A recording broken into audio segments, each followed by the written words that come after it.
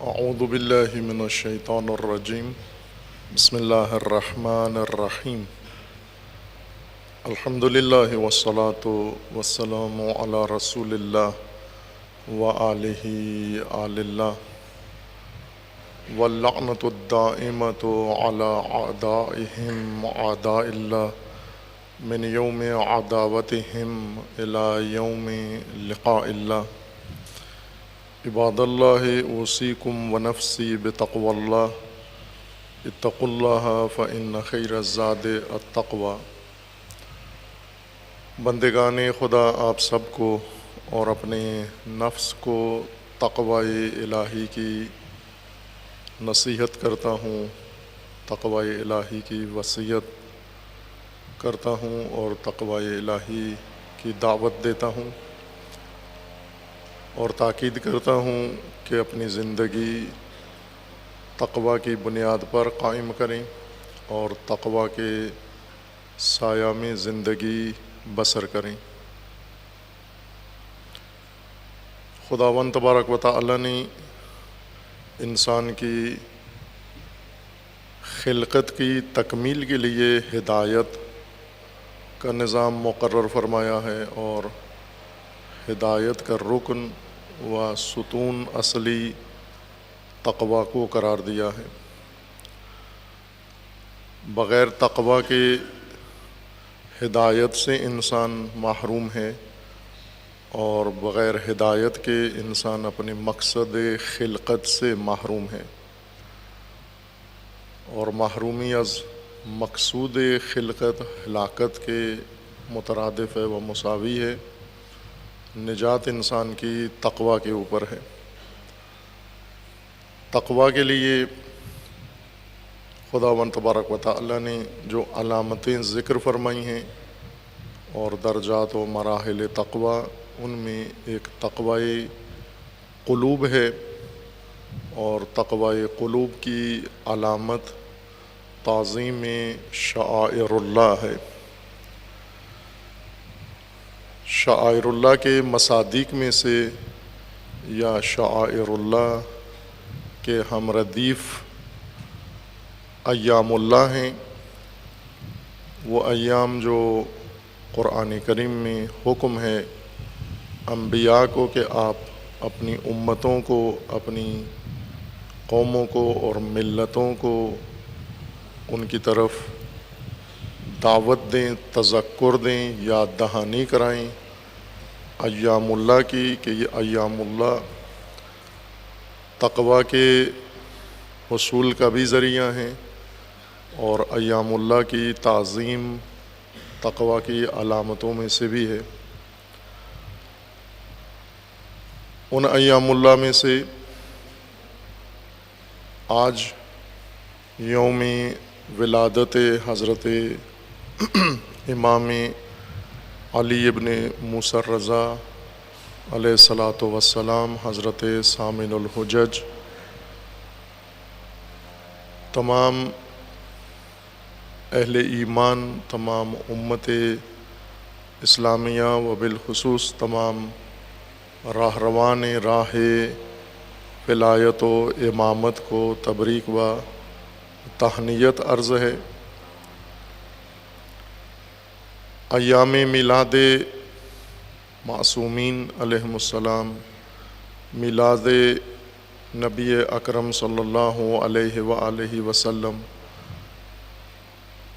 و ائمہ ہدی علیہم السلام، اور اسی طرح ایام شہادت و ایام رحلت و وفات معصومین علیہم السلام کے مسلماً مصداق ایام اللہ میں سے ہیں۔ لیکن میلاد ائمہ اور میلاد نبی کا جو تصور مومنین کے ذہن میں ہے، وہ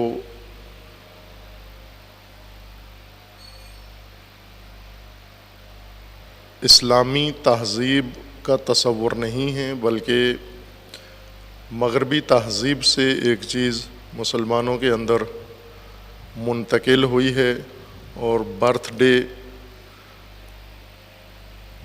مسلمانوں میں اہتمام کے ساتھ اپنا برتھ ڈے مناتے ہیں، اپنے بچوں کا برتھ ڈے مناتے ہیں، یوم ولادت تقریب رکھتے ہیں، اور اس کے لیے خاص رسومات، خاص اہتمام کرتے ہیں، اور ان رسومات اہتمام میں اپنی یا بچوں کی ولادت کی خوشی مناتے ہیں، تحفے تحائف ایک دوسرے کو دیتے ہیں۔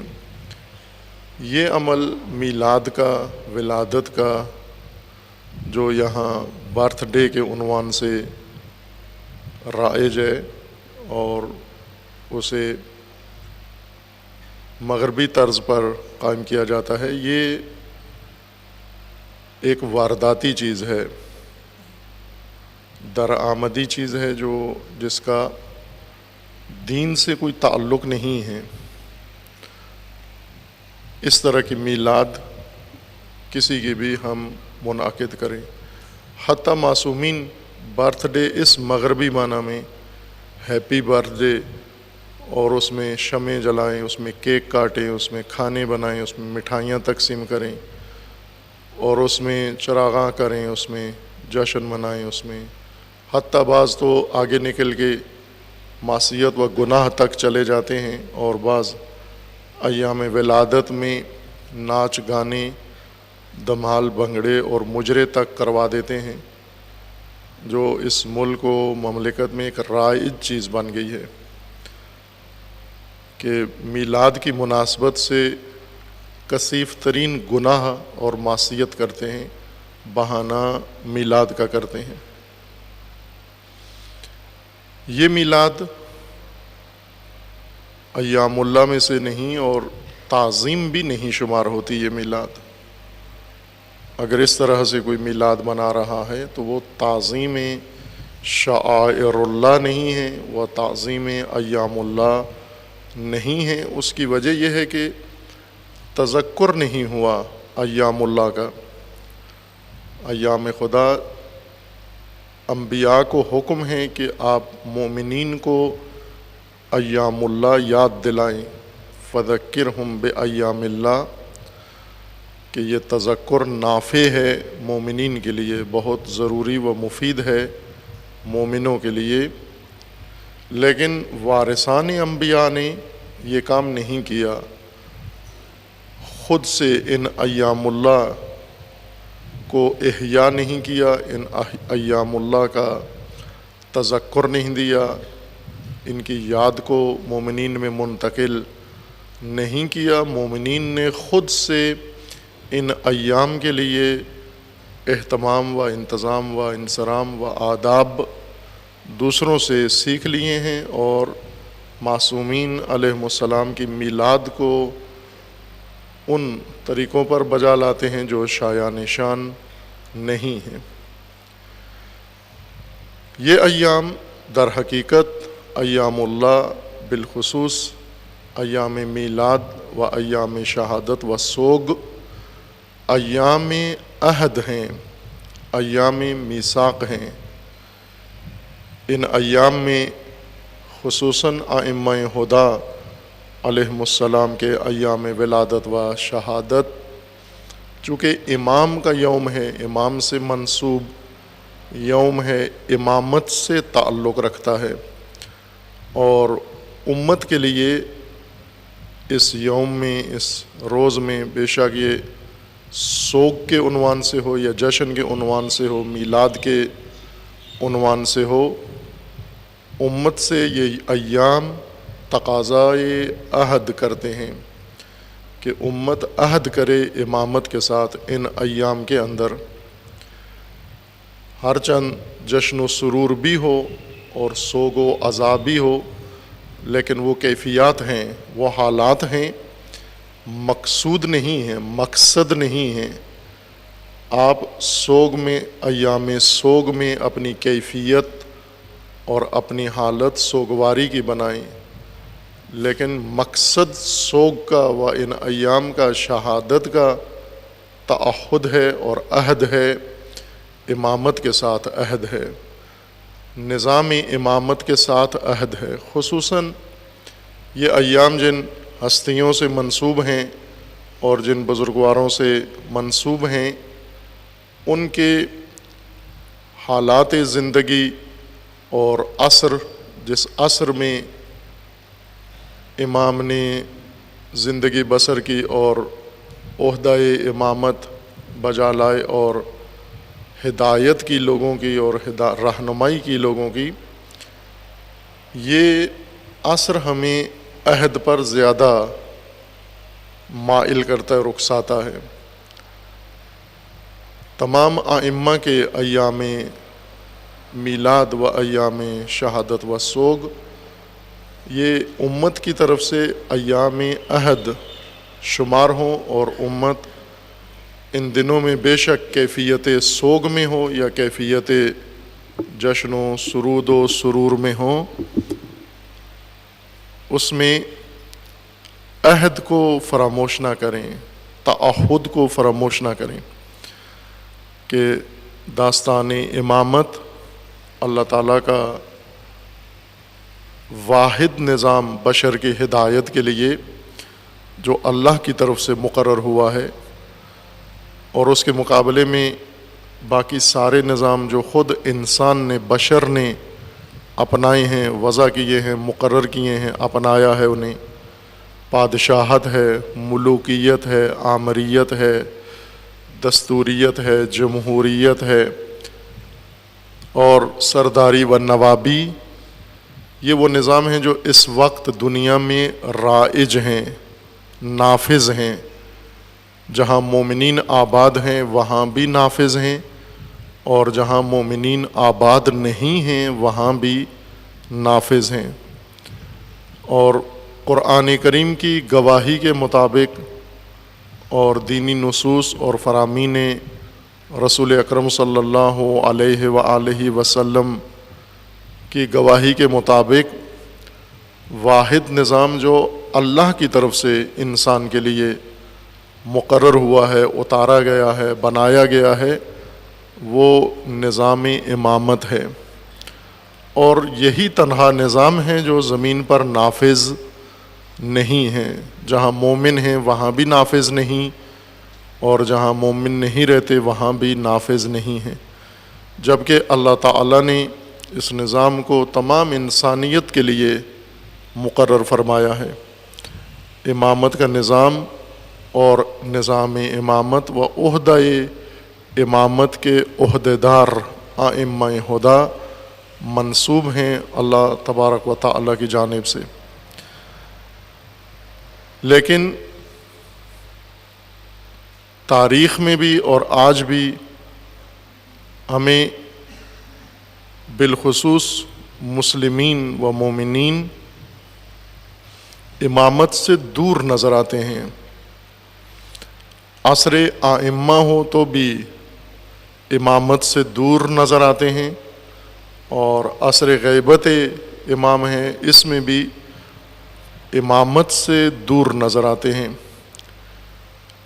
دوری میں فرق ہے، کچھ اتنے دور ہیں کہ اقرار تک نہیں کرتے، امامت کو مانتے ہی نہیں ہیں، قبول ہی نہیں کرتے، اور کچھ ایسے ہیں جو امامت کی اصطلاح و لفظ زبان پہ لاتے ہیں اور عقیدہ و ایمان رکھتے ہیں، لیکن بطور نظام اسے نہیں مانتے، اور جو بطور نظام مانتے ہیں وہ بھی اس کے قیام کے لیے تیار و آمادہ نہیں ہیں اور اس کے اوپر ایمان نہیں رکھتے۔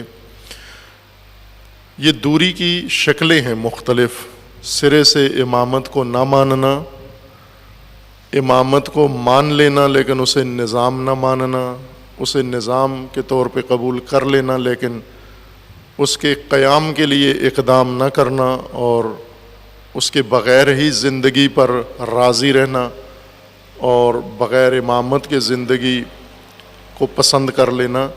یہ سب امامت سے دوری کی مختلف شکلیں ہیں، اور امامت سے دوری کا نتیجہ مرگ جاہلیت ہے، انجام جاہلیت ہے۔ من مات ولم یعرف امام زمانہ ماتا میتتن جاہلیہ، جو شخص اپنے زمانے کے امام کی معرفت نہ رکھتا ہو اور وہ اس دنیا سے چلا جائے، وہ جاہلیت کی موت مرا ہے، گمراہی کی موت مرا ہے۔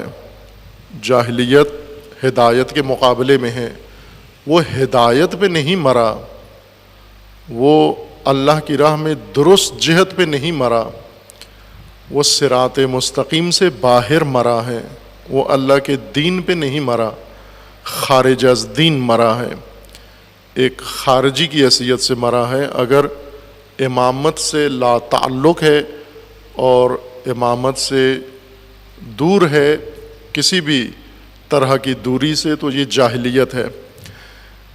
امامت کے بغیر، امامت جو اللہ کی طرف سے مقرر ہے، اس نظام کے بغیر ہر عصر جب جو بھی زمانہ ہو، گزشتہ صدیاں ہوں، درمیانی صدیاں ہوں اور متأخر صدیاں ہوں اور موجودہ عصر، اگر امامت کے بغیر ہے، اللہ کے نظام کے بغیر ہے، یہ عصر جاہلیت ہی شمار ہوگا۔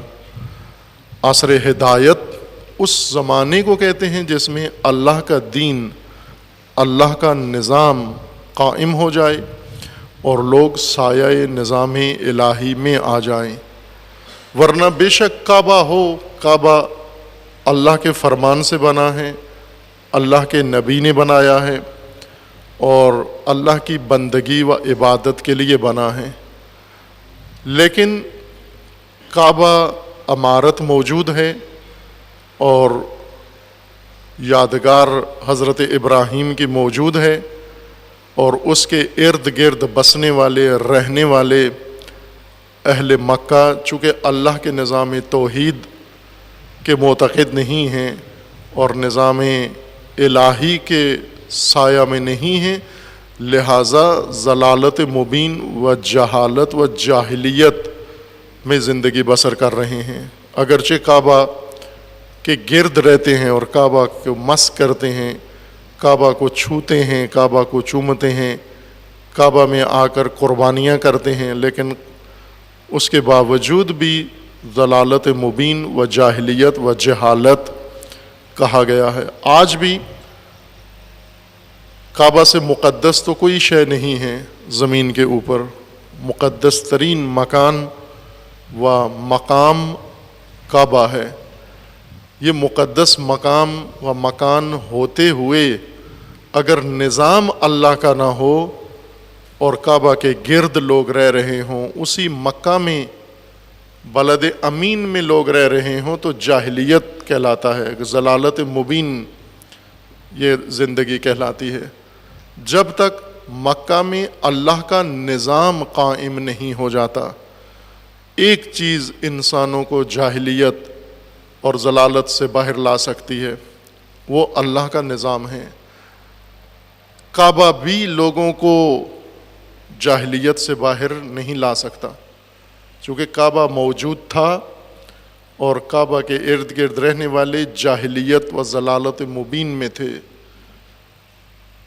کعبہ سے تعلق تھا ان کا، کعبہ میں بت رکھے ہوئے تھے، کعبہ میں آنا جانا تھا ان کا، کعبہ کی تعظیم و احترام کرتے تھے وہ جاہلیت کے لوگ، لیکن کعبہ کے ہوتے ہوئے جاہلیت ہی شمار ہوتے تھے۔ آج بھی اگر انسان بہت کچھ مقدسات قائم کر لے اور ان سے تعلق بھی قائم کر لے، بہت سارے مقدسات ہیں، مساجد ہیں اور مدارس ہیں، مقامات ہیں، سب کچھ ہیں، یہ سب مقدس ہیں، قابل احترام و قابل تعظیم، اور کرتے بھی ہیں مومنین ان مقامات کی تحریم، ان مقامات کی تعظیم، ان مقامات کی احترام بجا لاتے ہیں، تعظیم کرتے ہیں، لیکن مقامات مقدسہ، مساجد و مدارس، مقدس مقامات آج کی نسل کو جاہلیت سے نہیں باہر لا سکتے۔ ان مقامات سے منسوب ہو کر انسان یہ توہم نہیں کر سکتا کہ ہم عصر جاہلیت میں نہیں ہیں، جب تک نظام خدا قائم نہیں کرتے اور نظام الہی منحصر ہے فقط امامت کے اندر. امامت کے علاوہ قرآن کریم کا صاف اعلان ہے، حکم ہے اللہ کا، ماذا بعد الحق الا الضلال، حق کے بعد جو بھی ہے وہ گمراہی ہے، حق کے علاوہ جو کچھ بھی ہے وہ گمراہی ہے. وراء الحق فقط باطل ہے، وراء الحق فقط ظلم و ظلمت ہے. اب انسان اگر کعبہ میں رہتا ہو، کعبہ کے گرد رہتا ہو، کعبہ سے تعلق بھی ہو، کعبہ میں قربانی بھی کرتا ہو، لیکن اللہ کا نظام نہیں اپنایا، اس نے جاہلیت کی موت مرا ہے. جاہلیت سے نکلنے کے لیے نظام ہدایت کی ضرورت ہے. باقی اعمال انسان کو، باقی حرکات اور باقی نسبتیں جاہلیت سے نہیں نکال سکتی. اور اس طرح اگر ہم اس پیمانے کو دیکھیں، قرآنی میزان پر اور قرآنی ترازو پر دیکھیں، تو ہر وہ زمانہ جو امامت کا نہیں ہے، ولایت کا زمانہ نہیں ہے، اللہ کا نظام جس میں قائم نہیں ہے، وہ جاہلیت کا زمانہ ہے. تو آج کے عصر کو ہم کہہ سکتے ہیں، بلا جھجک کہہ سکتے ہیں کہ عصر جاہلیت ہے، جہاں بھی امامت و ولایت کا نظام برپا و قائم نہیں ہے. اور بہت سارے لوگ ہیں جو جاہلیت طلب کرتے ہیں، جہالت کے اور ضلالت کے خواہاں ہیں، ابتغاء ضلالت کرتے ہیں، گمراہی کے خواہاں ہیں. اور قرآن کریم نے انہیں تنبیہ کی ہے، توجہ دلائی ہے کہ تم حق کو چھوڑ کر، اللہ کی ہدایت کو چھوڑ کر جہالت و جاہلیت کے طلبکار ہو اور خواہاں ہو. یہ وہ نقطہ ہے جو مبلغین دین نے تبلیغ نہیں کیا، وضاحت نہیں کی. ولایت و امامت کو مبلغ نہیں ملے، گمراہی کو ملے ہیں، جہالت کو مبلغ ملے ہیں. آپ جہالت کی تبلیغ اور گمراہی کی تبلیغ آپ مشاہدہ کریں کہ پوری دنیا کے اندر دین کے نام پر تکفیریت جاہلیت کی ایک شکل ہے، فرقہ واریت جاہلیت کی ایک شکل ہے. مختلف مذاہب و مسالک جنہوں نے یہ سب گمراہیاں مسلمانوں کے اندر ترویج کی ہیں، پھیلائی ہیں، جیسے وہابیت ہے جو منبع ہے، جو معدن گمراہی ہے تمام دنیا کے اندر، انہوں نے نفرت مسلمانوں کے اندر پھیلائی ہے اور تکفیریت کو فروغ دیا ہے. یہ سب تبلیغ کے ذریعے کیا ہے. تبلیغ کی طاقت استعمال کر کے انہوں نے گمراہی پھیلا دی. ہدایت بھی تبلیغ کے ذریعے ممکن ہے، لیکن جنہیں امامت کی تبلیغ کرنا تھی مختلف وجوہات سے نہیں کر سکے، امامت کے مکتب کو بیان نہیں کر سکے، تقیہ کیا، پنہانکاری کی، کتمان کیا، کبھی شاہوں سے ڈرے، بادشاہوں سے ڈرے، ستمگروں سے ڈرے، ظالم حکمرانوں سے ڈرے، ان کے زندانوں سے ڈرے، ان کے شکنجوں سے ڈرے، ان کے عذاب سے ڈرے، ہر چیز کے خوف سے آہستہ آہستہ چھوڑ دیا اپنا فریضہ، اور مکتب امامت اس طرح فراموشی کا شکار ہو گیا، حتیٰ اپنے درس و تدریس میں سے نکال دیا. تقیہ اتنا شدید کیا امامت کے باب میں کہ اپنے درس و باس میں سے بھی امامت کو خارج کر دیا اور تدریس تک نہیں کیا. اتنے اجنبی ہو گئے کہ صدیوں بعد جب مکتب ولایت و امامت امام راحل امام خمینی رضوان اللہ تعالی علیہ نے زندہ کیا، احیاء کیا، تو جو قائلین امامت تھے، معتقدین امامت تھے، امامیہ جن کو کہا جاتا ہے، یہ بھی تعجب کرنے لگے کہ یہ نظام کہاں سے آ گیا. اتنا تعجب کیا شیعہ نے اور شخصیات نے، علماء نے، فقہا نے حیرت کے ساتھ کہ یہ نظام کہاں سے آ گیا، اتنی اجنبیت انہیں محسوس ہوئی، اور اس اجنبیت سے وہ قول حق جو عصر ظہور کے متعلق ائمہ معصومین علیہ السلام کے فرامین میں ہے کہ جب عصر ظہور ہوگا، عصر ظہور غلبہ امامت کا نام ہے، یہ اصطلاح تصحیح کر لیں، ظہور پردے سے باہر آنا نہیں ہے، چلمن سے باہر آنا نہیں ہے۔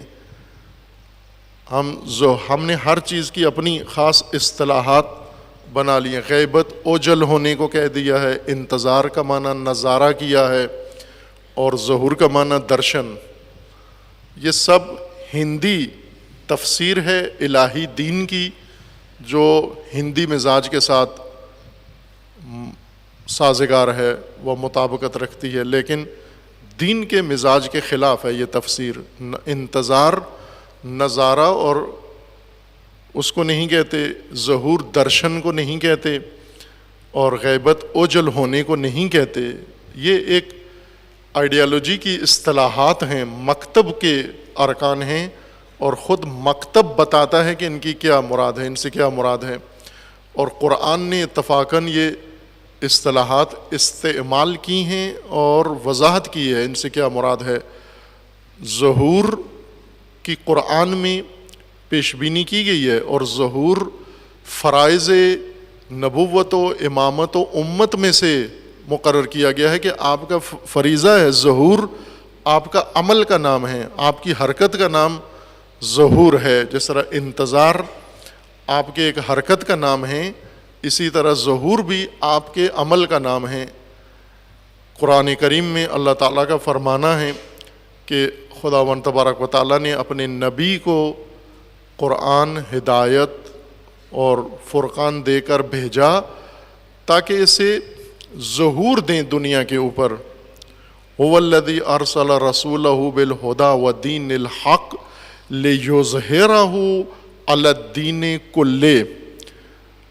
اللہ وہ ہستی و ذات ہے کہ اپنے رسول کو ہدایت اور دین حق دے کے بھیجا، اس لیے بھیجا کہ اس دین کو ظہور عطا کریں، اظہار دین کریں، لیظہرہ علی الدین کلہ، کل دین پر، کل ادیان پر، تمام کائنات کے نظاموں پر اور تمام کائنات کے ادیان پر اس دین کو غلبہ عطا کریں۔ ظہور غلبہ کو کہتے ہیں۔ ظہور امام ظہور امامت کا نام ہے، اور ظہور امامت درشن کا نام نہیں ہے بلکہ غلبہ کا نام ہے۔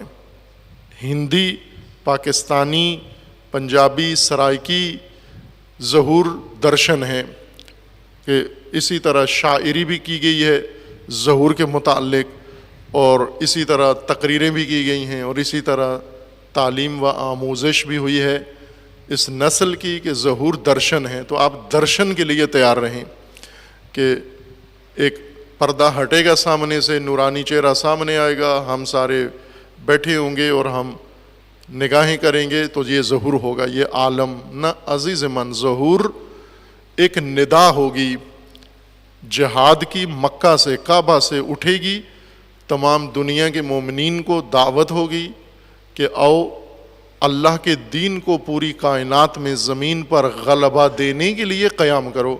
یہ ظہور کا آغاز ہوگا، اور ظہور کی تکمیل تمام کائنات سے ظلم و ستم کو ختم کر کے عدل الہی کو برپا کرنا، یہ ظہور کی تکمیل ہوگی۔ یہ مکتب اسلام کی اصطلاحات ہیں، یہ قرآن کی اصطلاحات ہیں، یہ ہندی شاعری سے نہیں لیا گیا ظہور یا انتظار یا غیبت۔ امامت کا یہ لوازمات امامت ہیں، یہ متعلقات امامت ہیں۔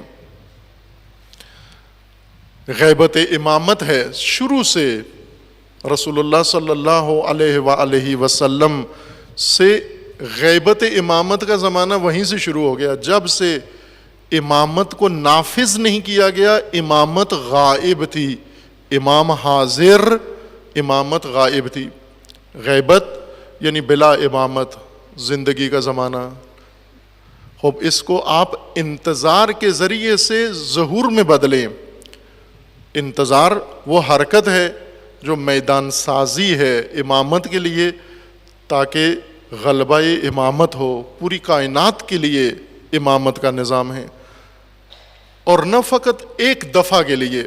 ہمارے ذہنوں میں یہ بات آ گئی ہے کہ کروڑوں سال کائنات کا نظام چلے گا، آخر میں قیامت کے ساتھ متصل کچھ دنوں کے لیے امامت کا نظام ہوگا. اتنی بشریت، اتنی مخلوقات، اتنے بلینز لوگ، اربوں لوگ جو آئیں گے، گزریں گے اور محشر میں جائیں گے قیامت تک، یہ سب کیوں محروم ہوں گے؟ انہیں کیوں محروم رکھا گیا ہے؟ عدل ہے اللہ کے نظام میں، عدالت ہے.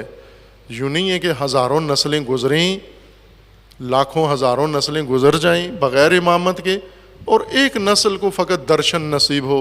وہ سعادت مند و خوش نصیب لوگ ہوں جنہیں درشن نصیب ہو. نہ عزیز من، امامت اللہ نے نظام کے طور پر مقرر کیا ہے، ہر نسل کے لیے، ہر زمین کے لیے، ہر زمانے کے لیے. اور ہر زمین و زمانے میں امامت کا قیام و برپائی خود انسان مومن کے ہاتھوں ہو. یہ فرائض میں سے ہے، یہ اس کے فرائض دینیہ میں سے اور پہلے فرائض میں سے ہے. یہ نظام قائم ہوگا تو دین کا نظام قائم ہوگا اور مومن دین پر عمل کرنے کے قابل ہوگا. لیکن جس حالت پہ ہم آ گئے ہیں اور جس حالت پہ ہم راضی ہیں اور جس حالت کو پسند کر لیا ہے، یہ قطعاً مطابقت نہیں رکھتی روح دین کے ساتھ. اللہ نے ظہور دین کے لیے رسول اللہ کو مبعوث فرمایا ہے. دین اسلام ظہور کے لیے ہے، یعنی غلبے کے لیے ہے تمام ادیان پر. ادیان رسومات کو نہیں کہتے، ادیان منشور کو کہتے ہیں. جتنے منشور ہیں، جتنے آئین ہیں، دین کا معنی آئین، منشور، زندگی کا منشور دین کہلاتا ہے. جتنے منشور لوگوں نے بنا لیے ہیں، ان سب پر اللہ کے منشور اور اللہ کے آئین کا غلبہ یہ فریضہ ہے و ذمہ داری ہے نبوت کی، امامت کی اور امت کی.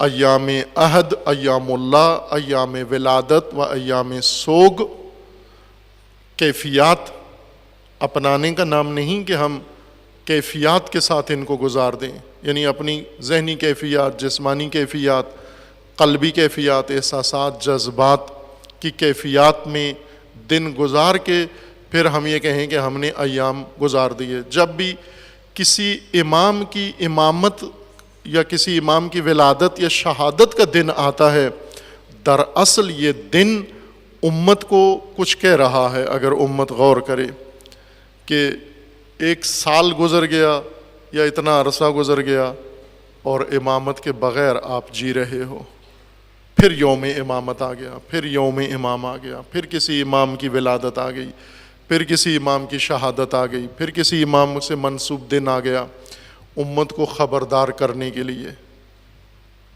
یہ ایام، ان ایام کا ذکر اور ان ایام کا تذکر امامت بنتا ہے اس امت کو خبردار کرنے کے لیے کہ ایھا المومنون، ایھا المسلمون، آپ بغیر امامت کے جی رہے ہو. پھر یوم امامت آ گیا. جیسے یوم آزادی ابھی اگست کا مہینہ ہے، اگست آزادی پاکستان، 14 اگست روز آزادی ہے. آزادی کا ہر سال روز آزادی، آزادی کی ندا دے رہا ہوتا ہے تمام پاکستانیوں کو. اے پاکستانیوں، 17واں یوم آزادی آ گیا ہے. آزادی کہاں ہے؟ ملی ہے تمہیں؟ غلامی ختم ہو گئی تمہاری، محکومی ختم ہو گئی تمہاری، یا بڑھ گئی ہے تمہاری محکومی و غلامی؟ پہلے سے زیادہ غلام تر ہو گئے ہو، محکوم تر ہو گئے ہو. ہر یوم آزادی فقط دمال اور پریڈ نہیں طلب کرتا، بینڈ باجا نہیں طلب کرتا، ہر یوم آزادی یاد دہانی کراتا ہے آزادی کی، ہر یوم امامت یاد دہانی کراتا ہے امامت کی، کہ غافلو کہاں ہو، کس عالم میں رہ رہے ہو، کس حالت پہ راضی ہو گئے ہو، کس چیز پر مطمئن بیٹھے ہو، جب کہ صدیوں سے امامت کا عہد اور امامت کا نظام بھول چکے ہو، جب کہ ہر طاغوتیت موجود ہے، ہر طرح کا طاغوتی نظام قائم ہے، اور تم اس میں بڑھ چڑھ کر حصہ لیتے ہو، بڑھ چڑھ کر حصہ لیتے ہو۔ تعجب ہے، اگر تشیع کی تاریخ پڑھیں بہت عجیب و غریب ہے، خصوصاً عصر ائمہ میں اور بالخصوص عصر امام رضا علیہ السلام میں ہم دیکھیں تو عجیب و غریب حرکات ہیں مختلف گروہوں کی اور احزاب کی۔ تحزب شروع ہوا امام رضا علیہ السلام کے زمانے میں، حکومتی مداخلت کے نتیجے میں شیعہ کے اندر گروہ بنانا شروع ہوئے، اور ان شیعوں نے سیاسی اعمال، سیاسی کام بھی شروع کیے ہوئے تھے، امامت کو چھوڑ کر، امامت کے نام پر، ائمہ کے نام پر امامت سے دور ہو کر، محور امامت سے دور ہو کر، نظام امامت سے دور ہو کر، اپنے گروہ، اپنی پارٹیاں، اپنی تنظیمیں بنا کر، اور خود سے مختلف گروہ بنا کر انہوں نے اقدامات کیے عصر امام ہشتم میں، اور ساتھ دیا مختلف لوگوں کا۔ تاریخ میں عبرتناک باب ہے، سخت عبرتناک باب ہے یہ۔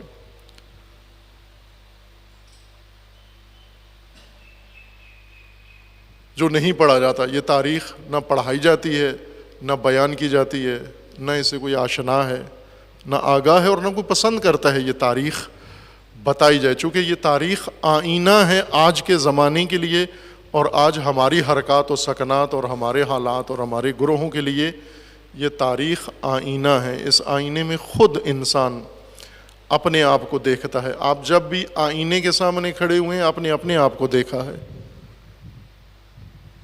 ہمیشہ انسان اپنے آپ کو دیکھتا ہے آئینے میں۔ تاریخ بھی ایک آئینہ ہے جس میں انسان اپنے آپ کو دیکھتا ہے۔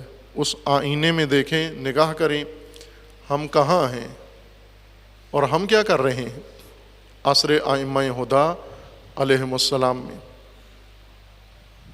اپنے آپ کو پائیں گے، ان گروہوں کی جگہ آپ کھڑے ہوں گے، اور ان کی حرکات آج ہماری حرکات کے اوپر تطبیق کر رہی ہیں۔ عصر امام میں حتیٰ مسلح قیام بھی کیا مختلف شیعہ گروہ نے، لیکن علاقائی سیاست کے طور پر، کسی علاقے پر قبضہ کرنے کے لیے، کسی علاقائی سیاستدان کی تقویت کے لیے۔ بنو عباس کا دور تھا، اور مختلف دور دراز علاقوں میں ایسے علاقائی حکمران تھے، والی تھے، جو بغاوت کرتے تھے اور انہیں اپنے ساتھ ملا لیتے تھے فوراً، آسانی سے انہیں، چونکہ احساسات ان کے جلدی مچلتے ہیں، ابھرتے ہیں، فوراً ان کے احساسات چھیڑ کر انہیں اپنے ساتھ ملا لیتے تھے وہ، اور ان کی مدد سے حکومتوں کے لیے شدید بحران بھی پیدا کیے۔ اور یہ سب ان کی طاقت کی علامت ہیں کہ اتنے طاقتور تھے یہ، کہ کسی بھی حکومت و حاکم کے لیے شدید مشکلات کھڑی کر دیتے تھے، بلکہ چہ بسا حکومتیں بدل دیتے تھے۔ اور سب سے بڑی سیاسی تبدیلی انہی کے ذریعے سے عمل میں آئی کہ بنو عباس کا اقتدار شیعہ کمانڈروں کی مدد سے ملا، شیعہ گروہوں کی مدد سے بنو امیہ سے منتقل ہوا بنو عباس کی طرف۔ لیکن امامت کے بغیر سیاست کرتے تھے، امامت کے بغیر، جیسے آج سیاست ہے، شیعہ سیاست کر رہا ہے امامت کے بغیر، سیاسی جماعتوں میں بھی ہیں، سیاسی پارٹیوں میں بھی ہیں، سیاسی لیڈروں کے ساتھ ہیں، ان کی ووٹوں سے بہت کچھ حکومتیں بنتی ہیں۔ گلگت بلتستان میں ان کی ووٹوں سے سب کچھ ہوا ہے، تاریخ بھر میں ایسے ہی ہوتا رہا ہے ہمیشہ۔ امامت کے بغیر، امامت سے منسوب ہو کر، امامت سے منسلک ہو کر، امامت سے رشتہ جوڑ کے، امامت کو تنہا کر کے، اور یہ عجیب حرکاتیں، اگر وہ آئینہ دیکھیں ہمیں، پھر آج اپنا زمانہ دیکھیں، اپنا عہد دیکھیں، بخوبی اپنی حقیقت کھل کر ہمیں سامنے آ جاتی ہے۔ امام ہشتم کا عہد زیادہ غور طلب ہے، چونکہ سیاسی عمل تیز ہوا امام ہشتم کے زمانے میں۔ اس سے پہلے صورتحال مختلف تھی۔ بنو امیہ سے اقتدار بنو عباس کو آیا، بنو عباس نے اپنی دھاک بٹھانے کے لیے، اپنے اقتدار کو مضبوط کرنے کے لیے ہر خطرہ سرکوب کیا، اور سب سے بڑا خطرہ انہیں ائمہ کی طرف سے تھا۔ اس وجہ سے امام ہفتم پر شدید ترین شکنجے کیے اور پوری زندگی امام کو نظر بند رکھا اور اسیر رکھا اور دور رکھا تشیع کو، شیعہ کو امام سے اور امام کو تشیع سے، چونکہ اسے خطرہ محسوس ہو رہا تھا کہ یہ شدید خطرہ یہاں سے ہے ہمیں۔ لیکن امام ہشتم کے زمانے میں یہ صورتحال بدل گئی، چونکہ بنو امیہ کی سیاسی صورتحال تبدیل ہوئی۔ ہارون الرشید حاکم تھا، مقتدر، بنو امیہ کا مقتدر، ظالم، سفاک، پلید انسان ہارون الرشید تھا، اور امامت سے خوفزدہ، اس وجہ سے اس نے ائمہ کو سخت تکلیف میں رکھا، خصوصاً امام ہفتم علیہ الصلاۃ والسلام کو۔ اور امام رضا علیہ الصلاۃ والسلام کا ابتدائی دور اپنے والد بزرگوار کے ہمراہ ہارون کے زمانے میں گزرا، اور پھر خود ہارونی خلافت، ہارونی حکومت میں اندر مشکل پیچیدگی پیدا ہوئی۔ ہارون کے دو بیٹے تھے، دو بیویوں سے، ایک امین اور ایک مامون۔ امین کی ماں سیاستدان انسان تھی، وہ سیاست میں باقاعدہ اس کا حصہ تھا۔ ہارون کی حکومت میں عملاً یہ عورت حکمرانی کرتی تھی، اور پھر ہارون کے بعد اس نے دربار کے مقتدر لوگوں سے مل کر اپنے بیٹے امین کو وارث جانشین بنایا، جو بہت ہی نالائق تھا۔ گمراہ تو سارے ہی تھے، ستمگر سارے ہی تھے، لیکن یہ گمراہی اور ستمگری میں بھی نالائق تھا، انتہائی نالائق انسان۔ لیکن ماں نے اس کو تدبیر کر کے تخت تک پہنچا دیا، اور کچھ عرصہ لگ بھگ 3-4 سال، اور وہ بھی نامتوازن، ناپائیدار حکومت اس کی رہی۔ مختلف علاقائی بغاوتیں ہوئیں، مختلف عسکری کمانڈروں نے اس کے خلاف بغاوتیں کی۔ بھائی اس کا مامون الرشید، یہ اس کے خلاف ہوا۔ یہ خود اقتدار کا خواہاں تھا، یہ تیز تھا، مکار تھا اور سیاست باز تھا۔ اس نے بھی ماحول اس کے خلاف کیا، اور آخر کار یہ کامیاب ہوا، اور اس نے امین سے حکومت لے لی، اقتدار، خود اقتدار میں آ کر اسے شکنجے کیے، اسے آنکھیں اس کی نکلوا دیں، اسے جیل میں ڈالا، اس کے ساتھیوں کو سخت سزائیں دیں اور دلوائیں۔ اور یہ تیسرا دور تھا، یعنی 3 حاکم امام رضا علیہ السلام کے زمانے میں گزرے، اور عہد امامت زیادہ تر امام کا، چونکہ ہارون کے زمانے میں ہی امام عہد امامت پہ آئے، امام ہفتم کی شہادت ہوئی، اور اس کے بعد امام ہشتم کی امامت کا آغاز ہوا، اور ہارون الرشید کا زمانہ تھا۔ اسی میں ہارون مرا، اور اس کے بعد امین آیا۔ امین کا آشفتہ زمانہ تھا، اس لیے اس زمانے میں امام نے کسی حد تک آسودگی سے مدینہ میں وقت گزارا، لیکن مدینہ کے حاکم نے امام کو سختی میں رکھا، دشواری میں رکھا۔ ہر چند مرکز میں ان کے خراسان میں اور بغداد میں ان کی حکومتوں کے مراکز تھے، 2 جگہ تھے، بعد میں پھر خراسان ختم ہو کر بغداد کو انہوں نے انتخاب کر لیا۔ اور مامون کی حکومت میں امام کے لیے زیادہ پیچیدہ صورتحال پیش آئی۔ مامون بہت ہی مکار تھا، سیاست باز، سیاست دان، وہی سیاست جو شیطانی سیاست جس کو کہا جاتا ہے، معاویہ کی سیاست، کہ سیاست ہے ہی یہی ہے، اصل جو سیاست رائج ہے دنیا میں وہ یہی سیاست ہے، مسلمان ملکوں میں ہو یا غیر مسلمان ملکوں میں ہو، جو بھی کوئی مانے یا نہ مانے، سیاست ہے ہی معاویہ ازم کا نام ہے جو رائج ہے۔ ایک سیاست ہے جو دین سکھاتا ہے، جو امام خمینی فرماتے تھے کہ ہمارا دین ہماری سیاست ہے، وہ الہی سیاست ہے، وہ امامت ہے، وہ امامت کے بغیر جو سیاست ہے وہ شیطنت ہے ساری، وہ وہی امامت ہے، سیاست ہے جو بادشاہ اور حکمران ساری دنیا میں کرتے آئے ہیں اور کر رہے ہیں۔ مامون نے وہی سیاست اپنائی، مکاری کی، دغا بازی کی، فریب کی اور دہشت و وحشت کی۔ ایک طرف سے اپنے بھائی کی زندہ بھائی کی آنکھیں نکال دیں، پھوڑ دیں اس نے، اور دوسری طرف سے اپنے حریفوں کو کچلتا تھا سختی کے ساتھ، بے رحم ہو کر، اور کسی جگہ مکر سے، فریب سے کام لیتا تھا، اپنے خلاف بہت محاذ نہیں کھولتا تھا۔ یہ مکار سیاستدان کی علامت یہ ہے کہ وہ ایک ہی وقت میں اپنے خلاف بہت سارے محاذ قائم نہیں ہونے دیتا، پہلے ایک محاذ پہ صفاقی دکھاتا ہے، دوسرے پہ مکاری دکھاتا ہے، پھر جس محاذ پہ صفاقی دکھاتا ہے اسے سرکوب کر کے جس محاذ پہ مکاری دکھا رہا ہوتا ہے پھر اس کی طرف آتا ہے صفاقی دکھانے، درندگی کے ساتھ پیش آتا ہے، اپنے ہتھیار بدلتے رہتا ہے، کبھی مکار ہوتا ہے کبھی درندہ ہوتا ہے۔ اور یہ سیاست رائج شیطانی سیاست کا ایک اہم رکن ہے یہ، کہ آپ کو ایک ہی وقت میں دونوں کام کرنے چاہیے، درندگی بھی دکھانی چاہیے اور مکاری بھی دکھانی چاہیے۔ صرف ایک ہتھیار سے سیاست کامیاب نہیں ہوتی، اس وجہ سے جو اس سیاست کے دھنی ہیں اور کامیاب ہوتے ہیں وہ دونوں ہتھیار استعمال کرتے ہیں، بے رحم بھی ہو جاتے ہیں اور مکار بھی ہو جاتے ہیں۔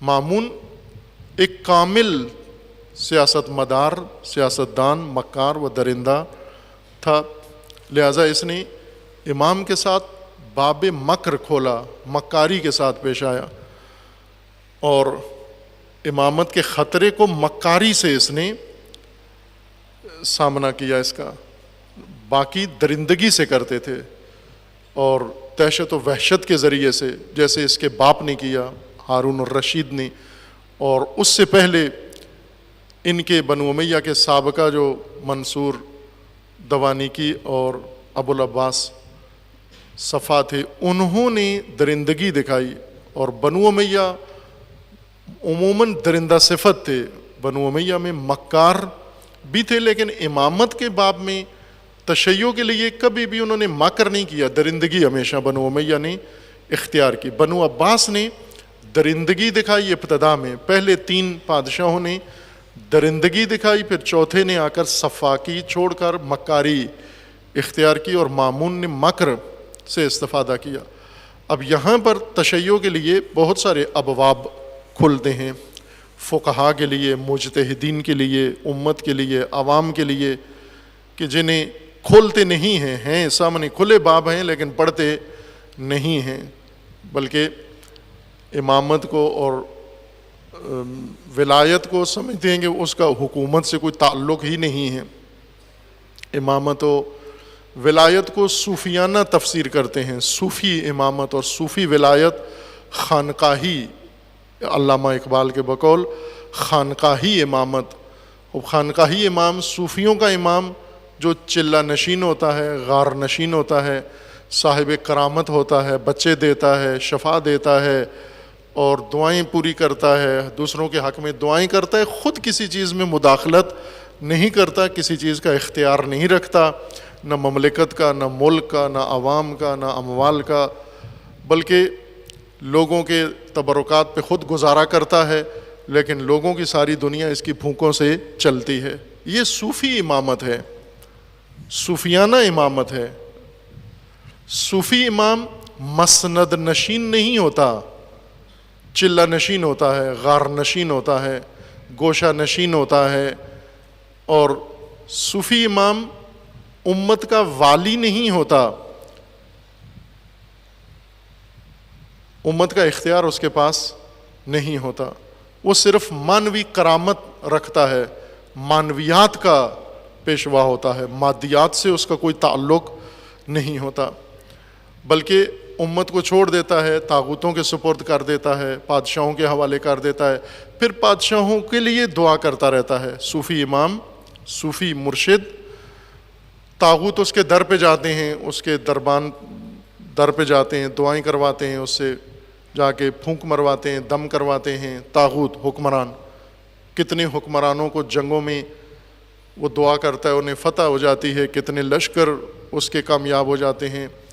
ہر طاغوت جب پھنس جاتا ہے تو اس کے حواری، اس کے درباری، اس کے مشاور اس کو مشورہ دیتے ہیں، فلاں صوفی بزرگ کے پاس جاؤ، اس درویش کے پاس جاؤ، اس قطب و مرشد کے پاس جاؤ، اس ابدال کے پاس جاؤ، وہ چلا کاٹے گا، وہ ورد کرے گا، وہ وظیفہ بتائے گا، وہ عمل کرے گا، اور اس سے آپ کی حکومت چلے گی۔ کہ ابھی پاکستان میں ہو رہا ہے، جتنے سیاسی ہیں، حتی سیکولر، حتی بے دین کمیونسٹ، یہ بھی الیکشن کے دنوں میں ان صوفی مرشدوں کے پاس ہوتے ہیں۔ بعضوں کی تصویریں بھی ہیں، بڑے بڑے نامور لیڈر جو دعویٰ رکھتے ہیں ہم عوام میں بہت مقبول ہیں اور عوام کے دلوں پہ راج کرتے ہیں، یہ سب صوفیوں کے تعویذ ان کے بازوؤں سے باندھے ہوتے ہیں، صوفیوں کے تعویذ گلے میں باندھے ہوتے ہیں۔ صوفی پریزیڈنٹ ہو اس میں ساتھ رکھتے ہیں اپنے، اور وہ روز کالے بکری کی قربانی صوفی مرشد ان کے لیے کرتے ہیں، اور انہیں ہدایات دیتے ہیں کہ آج کیا کرنا ہے، کل کیا کرنا ہے۔ یہ تصوف کی امامت و ولایت ہے کہ جس میں چلا کاٹیں آپ، جس میں آپ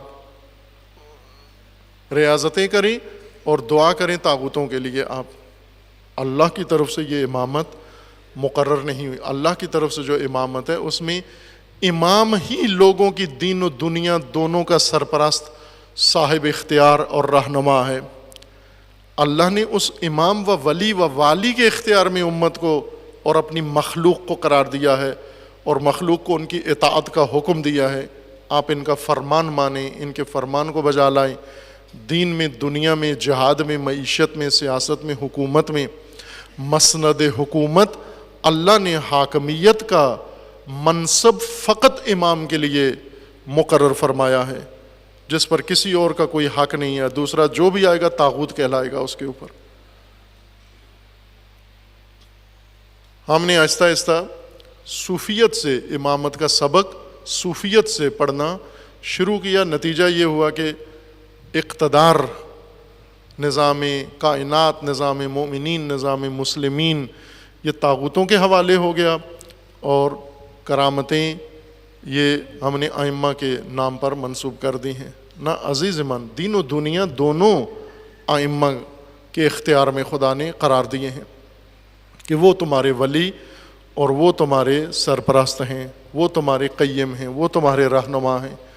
ان کی اجازت سے اور ان کے فرمان سے تم نے ہر کام انجام دینا ہے۔ ہارون مامون نے مکاری دکھائی، اور وہ چیز جو دوسروں نے نہیں کی اس نے کی۔ اس نے امام کو مدینہ سے منتقل کیا خراسان میں، طوس میں، موجودہ مشہد میں، اور یہیں جہاں امام کا مزار ہے یہ ہارون الرشید کی قبر ہے اصل میں، اور مامون نے خود دفن کروایا۔ ہارون الرشید کے پہلو میں امام رضا علیہ السلام کی قبر بنوائی، اس نیت کے ساتھ کہ ہارون الرشید کا مزار مشہور ہوگا، یہ روضہ ہارون الرشید ہوگا۔ اس مکر، یہاں بھی مکر دکھایا اس نے، لیکن ہارون آج جانتا بھی کوئی نہیں ہے۔ کتنے لوگوں کو معلوم ہی نہیں ہے کہ ہارون کی قبر وہاں ہے یا نہیں ہے۔ اگر پتہ بھی ہے تو لعنت کرتے ہیں لوگ، ہارون کو لعن پڑھ کے آتے ہیں وہاں پر، لیکن وہ مزار امام کا مشہور ہوا۔ اس نے امام کو مدینہ سے طلب کر کے خراسان لا کر اور خلافت و حکومت کی پیشکش کی کہ آپ حاکم بن جائیں۔ وہ کام جو تشیع کو کرنا چاہیے تھا، امت کو کرنا چاہیے تھا، وہ مامون الرشید نے کیا۔ امام نے قبول نہیں کیا، انکار کر دیا۔ اس لیے انکار کر دیا کہ امام نے اس سے فرمایا کہ یہ جو تو مجھے پیش کر رہا ہے اور تو نے خود جو سنبھالی ہے یہ مسند خلافت و حکومت کی، یہ تجھے حق تھا تیرا تیرا حق بنتا ہے اللہ کی طرف سے، تو ہے حاکم ہے، اگر تو اللہ کی طرف سے ہے تو بھی مجھے نہیں دے سکتا، چونکہ تیرے لیے اللہ نے مقرر کیا ہے، اور اگر تیرا حق نہیں تھا تو کون ہونے والا ہے مجھے حاکم بنانے والا؟ اگر تجھے اللہ نے یہ حق دیا ہے، کہاں ہے؟ ثابت کر کہ یہ تیرا حق تھا۔ امام ہفتم نے ہارون الرشید کو یہی تذکر دیا تھا۔ ہارون الرشید نے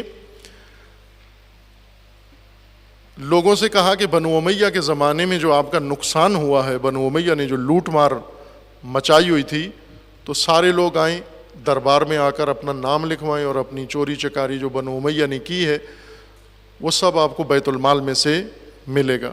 چاہتے یہ تھے کہ بنو امیہ کے ظلم کو وہ اجاگر کر کے اٹھا کے بنو عباس اپنی عدالت اور اپنی سخاوت لوگوں پہ ثابت کرنا چاہتے تھے۔ لوگ اسی چیز کے منتظر ہوتے ہیں۔ آج اگر کوئی بھی نام لکھنا شروع کر دے، کوئی ظالم ترین ٹرمپ پاکستان آ جائے اور آ کر کہے کہ پاکستان میں جتنے بھی یہ حادثات میں اور دھماکوں میں کام آئے ہیں، جانی نقصان ہوا ہے، وہ سارے لوگ آئیں آ کے اپنے نام لکھوائیں، شہیدوں کے نام لکھوائیں۔ آپ دیکھیں سب سے پہلے کون کھڑا ہوگا اس صف میں؟ اگر یقین نہیں ہے تو ابھی چلے جائیں آپ یہ خیبر پختونخوا کے بعض علاقوں میں اور گلگت بلتستان میں، آپ کو ایک تختی نظر آئے گی، یو ایس ایڈ۔ یہ ٹرمپ کی مدد ہے غریبوں مسکینوں کے لیے۔ آپ دیکھیں کتنے شیعوں کے دروازوں پہ لگی ہوئی ہے یہ تختی، یو ایس ایڈ، امریکی پرچم ہے اور مدد ہے۔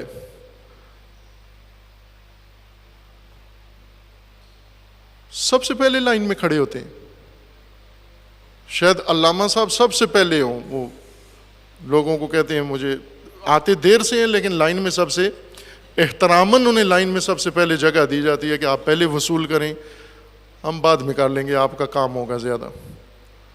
یو ایس ایڈ، یہ جو میں بات کر رہا ہوں فرضی نہیں ہے، یہ ظالموں کا ایک ہتھیار ہے۔ اس طریقے سے وہ ظلم کر کے پھر لوگوں کے احساسات، مجروح احساسات کو اس طرح درمان کرتے ہیں۔ قدیمی طریقہ ہے۔ یہی کام ہارون الرشید نے کیا کہ بنو امیہ نے جتنا ظلم کیا ہے، جتنا آپ لوگوں کا نقصان ہوا ہے، جتنا مال چوکھر ڈنگر آپ کے چوری ہوئے ہیں، جتنا اور کھیت کھلیان خراب ہوا ہے، وہ آئیں سرکاری خزانے سے آپ کو ملے گا۔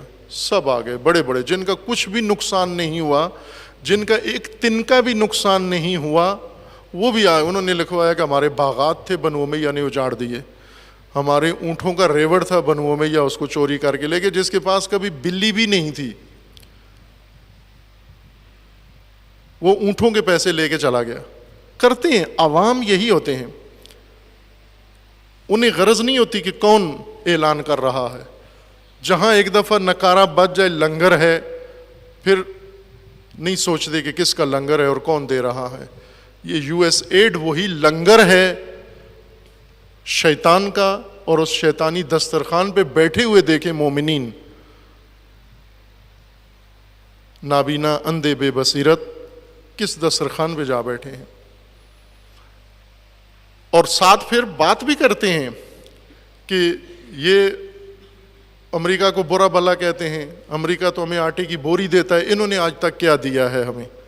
ساتھ باقاعدہ عوام نتیجہ بھی لیتے ہیں کہ یو ایس، امریکہ، یہ ظالم ریاست، اس نے تو ہمیں مرغی دی ہے، اس نے انڈا دیا ہے، وہاں پر اس نے بکری دی ہے ہمیں۔ یو ایس ایڈ یہی ہوتی ہے دیہاتوں میں، گلگت بلتستان میں، کسی کو آٹا دے دیا، کسی کو کلو چینی دے دی، کسی کو راشن دے دیا، اور وہ پھر خوش ہوتے ہیں۔ اب ان کے پاس اگر کوئی مذہبی متدین جوان مبلغ عالم چلا جائے تو پہلے بات یہی کرتے ہیں کہ تم نے آج تک ہمارے لیے کیا کیا ہے؟ کوئی بکری دی ہے ہمیں، کوئی بکری کا بچہ لائے ہو ہمارے لیے؟ عوام کی توقعات یہی ہیں۔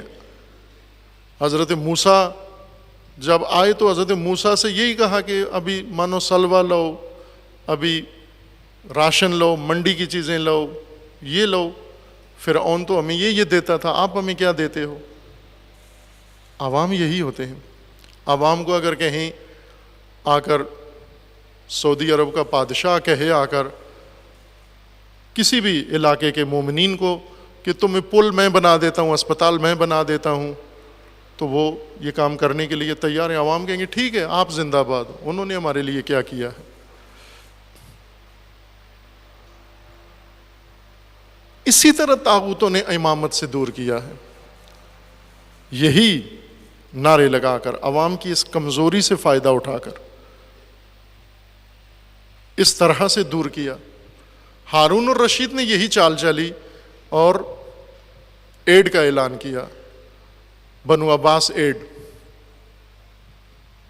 ابھی یو ایس ایڈ ہے، اس وقت بنو عباس ایڈ کا اعلان ہوا، سارے کھڑے ہو گئے، اس میں دے رہا ہے ان کو تھیلے بھر بھر کے، نقصان کی تلافی کر رہا ہے. امام ہفتم دیکھ رہے ہیں اس کا یہ سارا کام، روز اس کی مکاری چالاکی سب. تو امام نے اسی موقع سے فائدہ اٹھایا اور ہارون کو سب کے سامنے کہا کہ سب کے نقصان کی تلافی کر رہے ہو اور ہمارے نقصان کی نہیں کرتے تلافی. جو ہمارا نقصان ہوا ہے، اہل بیت کا، ائمہ کا جو نقصان ہوا ہے، اس کی تلافی نہیں کرتے. تو ہارون نے فوراً خود ہی جواب دیا، کہا کہ آپ کی مراد فدق ہے، وہی باغ جس کو فدق کہتے ہیں، فدق ہے آپ کی مراد، خیبر کا نخلستان جو خلیفہ اول نے لے لیا تھا بی بی سے، وہ مراد ہے آپ کی؟ تو امام نے فرمایا ہاں وہی مراد ہے میری. تو کہنے لگا کہ ٹھیک ہے، وہ آپ کو بھی ہم واپس کر دیتے ہیں، اگر دوسروں نے لوٹا ہے تو ہم واپس کرتے ہیں.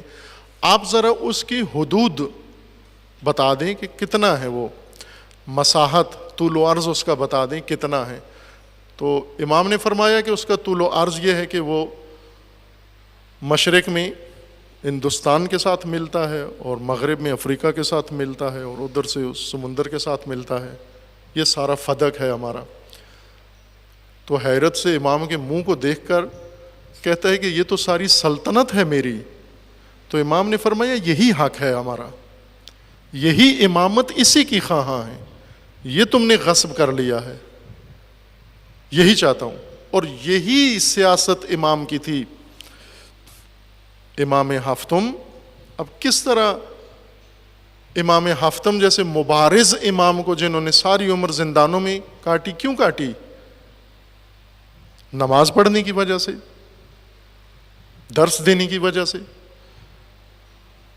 یا امامت کا وضاحت کی اور یہ کہا یہ امامت ہے اور یہ حق امامت ہے.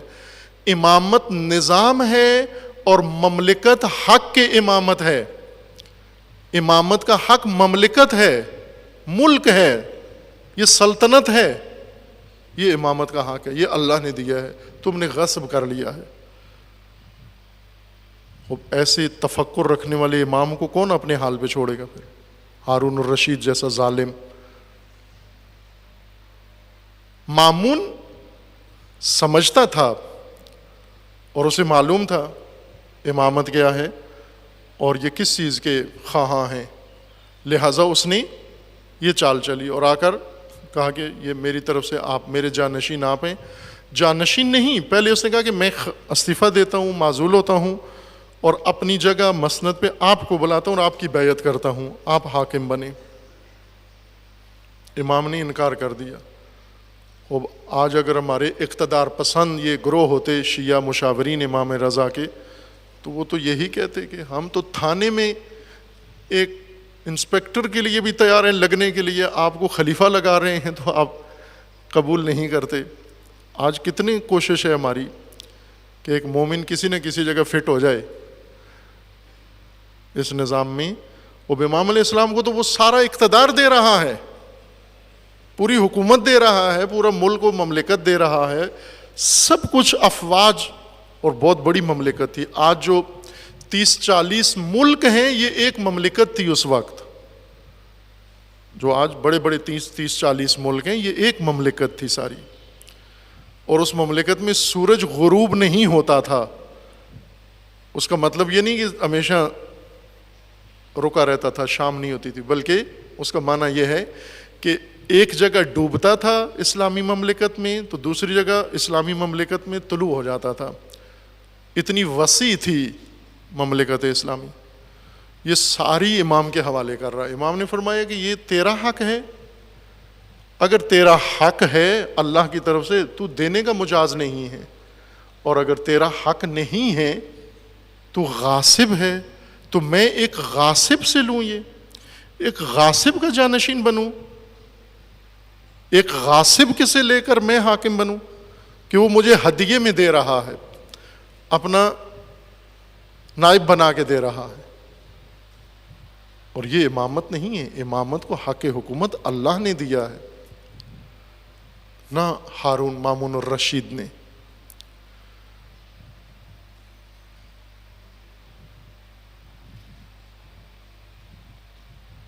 اس دور میں امام نے وہ عصر گزارا اور آج اس امام کی ولادت ہے. موضوع کو دور لے گئے ہیں شیعہ، امامت کے موضوع کو کہیں سے کہیں لے گئے ہیں. ذرا سی بات تھی، فسانہ عجم نے اسے بڑھا دیا ہے فقط زیب داستاں کے لیے.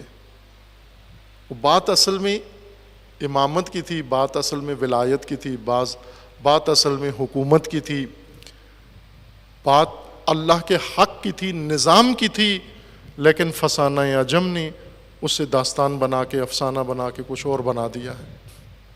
اور آج ہم ولادت کے دنوں میں جشن گزار کے اور اپنی عقیدتوں کا اظہار کر کے برخاست کر دیتے ہیں محفلیں، اور نظام امامت وہیں پہ رہتا ہے جہاں تھا. یہ ایام ائمہ کے تقاضائے عہد رکھتے ہیں.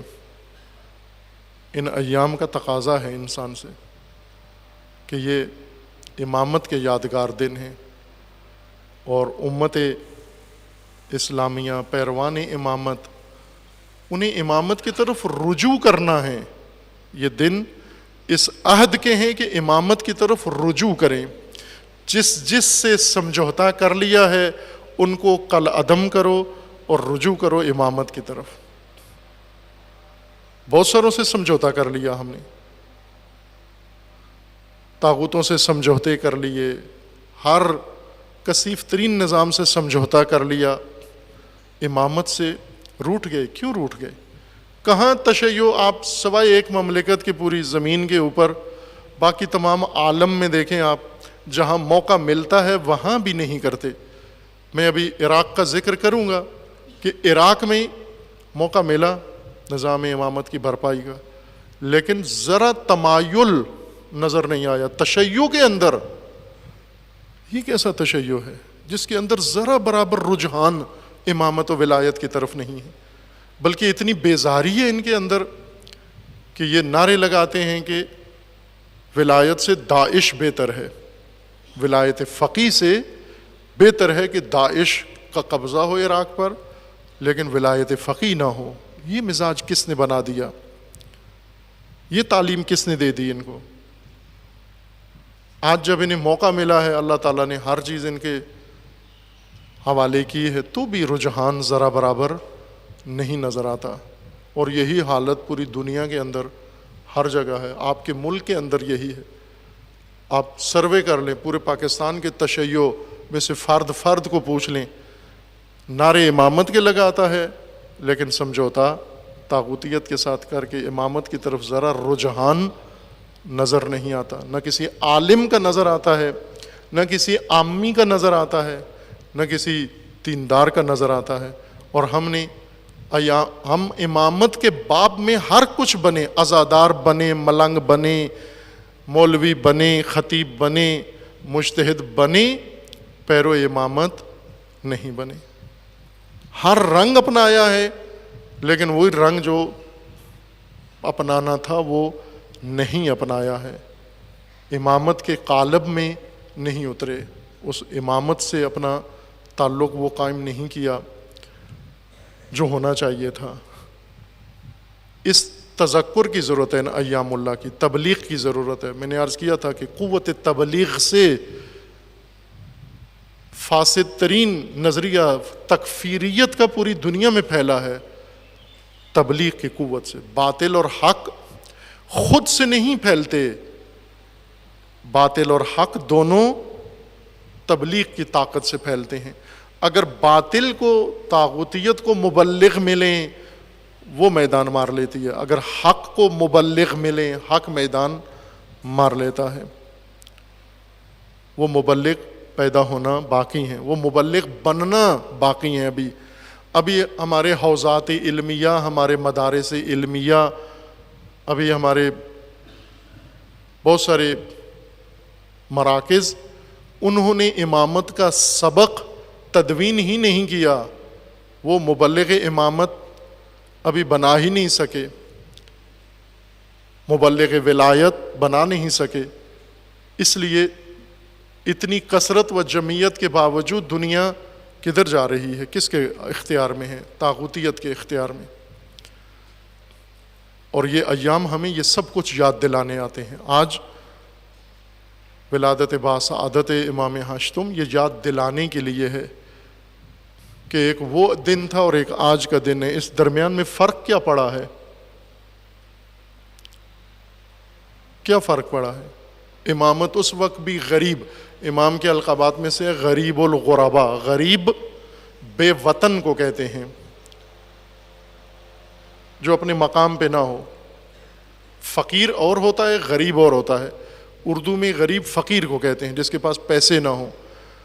غریب اسے نہیں کہتے جس کے پاس پیسے نہ ہوں، جس کے پاس مال نہ ہو اسے فقیر کہتے ہیں، نہ غریب. غریب اس کو کہتے ہیں جو اپنے دیار میں نہ ہو، اپنے مقام پر نہ ہو، اپنی مسند پر نہ ہو، اپنی جگہ پہ نہ ہو، اپنے وطن میں نہ ہو، وہ غریب ہے.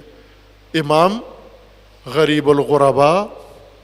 اب کیا آج روز ولادت ہمیں نہیں خطاب کرتے کہ اتنی جمعیت ہے، اتنی کثرت سے آتے ہو میری زیارت کے لیے؟ آباد ترین حرم امام رضا علیہ السلام کا ہے، ملینز لوگ روزانہ زیارت کے لیے جاتے ہیں، ملک کے اندر سے اور باہر سے. ملک کے اندر والے تو کہہ سکتے ہیں کہ اب غربت امامت نہیں ہے چونکہ نافذ ہے ایران کے اندر نظام امامت و ولایت، لیکن باہر والے اس زیارت پہ کیا جواب دینے جاتے ہیں؟ کیا سن کے آتے ہیں؟ کیا امام نہیں پوچھتے کہ غربت سے امامت کو کیوں نہیں نکالا؟ اور امامت کی جگہ پر آج کس چیز سے آپ منسلک ہو اور کس کے سائے میں ہو؟ یہ وہ تقاضا ہے ان ایام کا کہ خداوند تبارک و تعالی ہم سب کو حقیقت امامت، روح امامت، سبق امامت، درس امامت سمجھنے کی توفیق عطا فرمائے انشاءاللہ.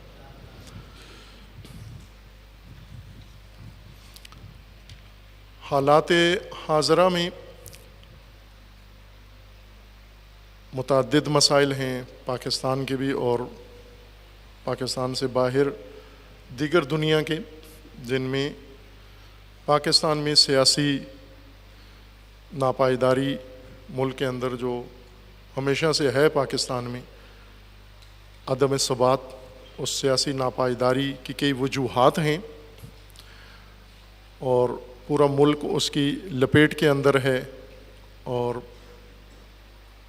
عوام، خواص سب کی توجہ میڈیا کی طاقت سے اسی سیاسی ناپائیداری کے اوپر متمرکز ہے.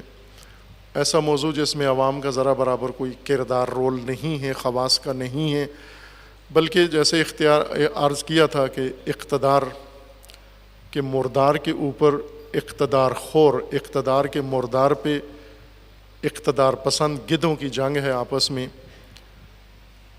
مقتدر طبقات، اقتدار پسند طبقات، اقتدار خواہ طبقات، اور وہ بھی ان کے جو سامنے سیاسی جماعتیں ہیں یہ مہرے ہیں، اصل نہیں ہیں. یہ اصل مقتدرہ طبقہ پیچھے ہوتا ہے. مقتدر جس کے پاس اصلی طاقت، قوت و قدرت ہوتی ہے اسے مقتدر کہتے ہیں. جو حاکم بناتے ہیں، جو حاکم چنتے ہیں، یہ عموماً مغربی ممالک میں سرمایہ دار ہیں. مقتدر طبقہ امریکہ کے اندر مقتدر لوگ سرمایہ دار ہیں. اسٹیبلشمنٹ امریکہ میں سرمایہ دار ہیں. خوفناک قسم کے سرمایہ دار جو پوری دنیا پر قبضے کے خواب دیکھ رہے ہیں اور پوری دنیا پہ قبضہ کرنے کی کوشش کر رہے ہیں۔ اسی طرح ہر ملک کے اندر ایک مقتدرہ ہے طبقہ جو اصل طاقت، قوت، ثروت، مال، دولت، ہر چیز ان کے اختیار میں ہوتی ہے۔ پاکستان میں بھی ایسے ہیں، وہ ہیں اصل اقتدار کے اوپر حاوی و قابض، آگے مہرے چنتے ہیں، یہ مہرے تبدیل ہوتے رہتے ہیں۔ جیسے ابھی آپ نے دیکھا کہ صرف فرد بدلا، ایک وزیر اعظم گیا، ایک وزیر اعظم اسی جماعت کا، اسی تفکر، اسی پالیسی، ہر چیز کے ساتھ نیا آ گیا، کچھ فرق نہیں پڑا ذرا برابر، یعنی اتنا بھی اصل ماجرا میں فرق نہیں پڑا جتنا حوض کے اندر ایک کنکری پھینکنے سے جتنی موج اٹھتی ہے لہر، اتنا بھی فرق نہیں پڑا۔ لیکن میڈیا نے اودم مچایا اور لوگوں کے ذہنوں میں یہ ہے کہ بہت بڑی تبدیلی آ گئی ہے۔ کوئی تبدیلی نہیں آئی، ہر چیز اسی طرح موجود ہے۔ پیچھے بیٹھے ہوئے جو مقتدر طبقات ہیں، جو اصل اقتدار و طاقت و قوت جن کے پاس ہے، ان کی آپس کی جنگ ہوتی ہے، ایک دوسرے کو دباؤ میں رکھتے ہیں تاکہ بانٹیں آپس میں اور اکیلا نہ کھانے دیں ان کو۔ اور یہ ناپائیداری رہے گی پاکستان کے اندر ہمیشہ، یہ پاکستان کی گھٹی میں پڑ گئی ہے۔ پاکستان کی پاکستان کے نظام کا، سلطنت کا ڈھانچہ ہی اس طرح بن گیا ہے کہ پائیداری اس میں آئے گی نہیں جب تک یہ نظام قائم ہے۔ ناممکن ہے پائیداری آنا، سیاسی طور پر ثبات کسی دن پاکستان میں نہیں آ سکتا اس موجودہ ترکیب کے اندر، مگر یہ کہ یہ ترکیب بدلے، یہ نظام تبدیل ہو، نظام تبدیل ہو اور وہ قدریں تبدیل ہوں جڑ سے، اور اس صورت میں ممکن ہے کہ پھر نئے نظام کے اندر پائیداری کی بنیادیں ہوں۔ اس میں بھی اگر یہ خامیاں رہیں، اس میں بھی ناپائیداری ہی ہوگی۔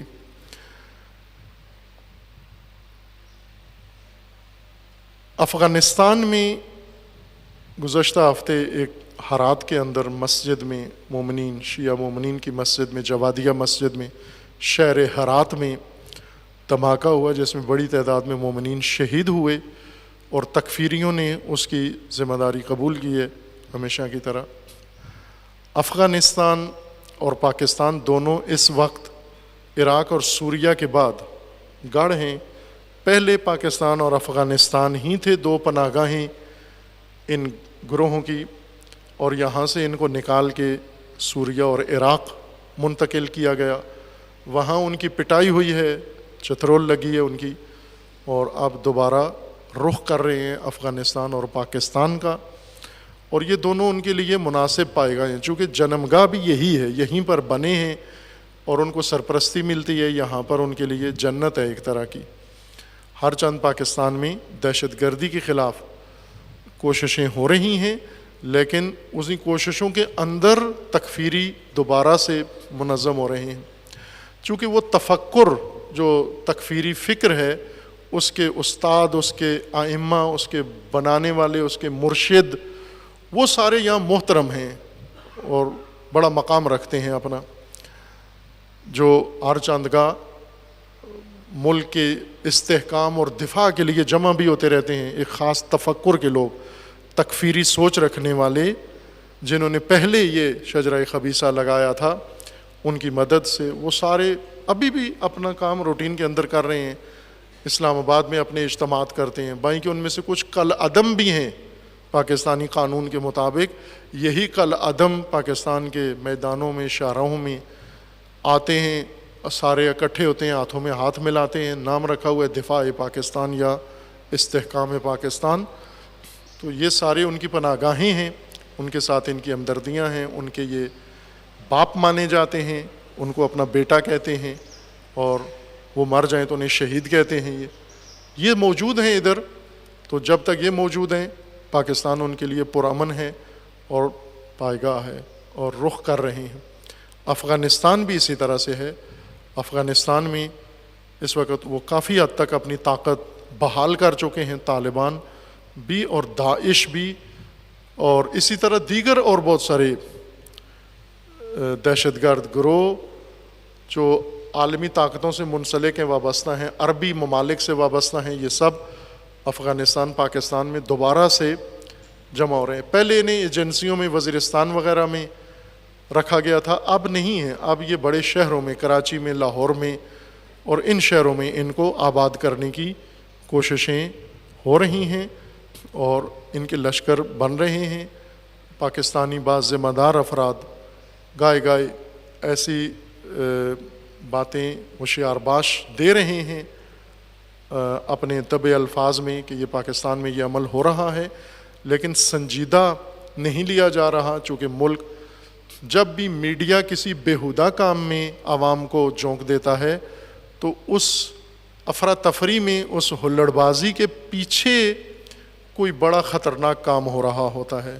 یہ ہمیشہ ذہن میں رکھیں آپ کہ جب بھی ملک میں اس طرح کا اودم مچے جیسے ابھی مچا ہوا ہے میڈیا کے اوپر, کہ سرخیوں میں شخصیات آئی ہوئی ہیں, سرخیوں میں پارٹیاں آئی ہوئی ہیں, عورتیں سرخیوں میں, اخباروں کی سرخیوں میں آئی ہوئی ہیں, اور بیہودہ قسم کے لوگ سرخیوں کی زینت بنے ہوئے ہیں, اور صبح و شام لوگ ان کے اوٹ پٹانگ باتیں سن رہے ہیں, خبریں ان کے بارے میں, سکینڈل ان کے.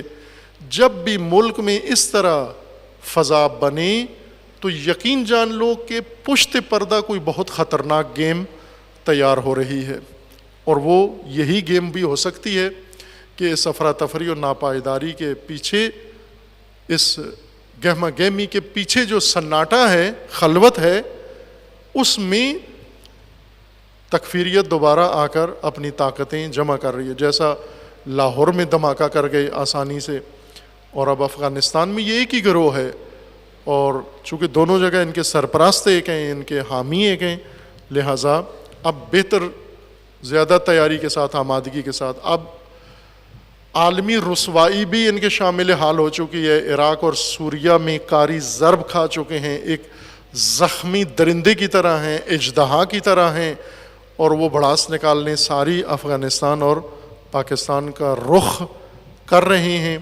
اور چونکہ انہوں نے جو کٹ کھائی ہے, ضرب کھائی ہے, تشیع کے ہاتھوں کھائی ہے, اب بڑاس بھی, زہر بھی ان کے اندر تشیع کے باب میں ہی بھری ہوئی ہے.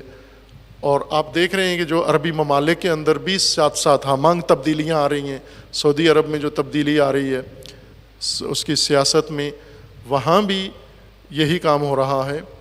تو پاکستان اور افغانستان آنے والے ایام مومنین کے لیے اور پورے پاکستانی عوام کے لیے بھی بالعموم دشوار ایام لگتے ہیں, کہ اس میں اگر خود سے لوگ, عوام آگاہی حاصل کریں, بیداری و شعور پیدا کریں اپنے اندر, بھاگے نہیں شعور سے, کتراتے ہیں شعور سے, عوام دور بھاگتے ہیں, جہاں بے شعوری ہو وہاں کود پڑتے ہیں. علامہ اقبال کے پنجابی مسلمان کی نفسیات جس طرح بیان کی, پنجابی مسلمان علامہ اقبال نے, وہ نظم ضرور پڑھیں, وہ پورے پاکستان کی وہ زبان ہے, یعنی اس لحاظ سے سارا پاکستان پنجاب ہے. پنجابی مسلمان جس کی نفسیات یہ ہے کہ اگر تحقیق حق کے لیے بلائیں تو وہ جھجکتا ہے, لیکن اگر مکر و فریب میں اس کو اتاریں فوراً کود پڑتا ہے. جہاں دام میں مکر و فریب ہو فوراً اس میں کود پڑتا ہے, بے شعوری کی طرف جلدی جاتا ہے اور شعور سے بہت دور بھاگتا ہے. اسی سے فائدہ اٹھاتے ہیں اور اسی سے مشکلات ہیں. رائے حل یہی ہے کہ عوام کے اندر شعور و بیداری آئے, آگاہی آئے, اور یہ ملک, یہ سب کچھ خود عوام بچائیں, اپنی اساس بچائیں, اپنے ملک و ملت کو بچائیں, اور اس کا حصہ نہ بنیں, اس کا جز نہ بنیں, اور وہ فضا جو بناتے ہیں دشمنان دین اس فضا میں نہ کودیں. آج 4 اگست ہے, کل 5, کل روز شہادت قائد فقید حضرت علامہ شہید عارف حسین حسینی رضوان اللہ تعالی علیہ ہے.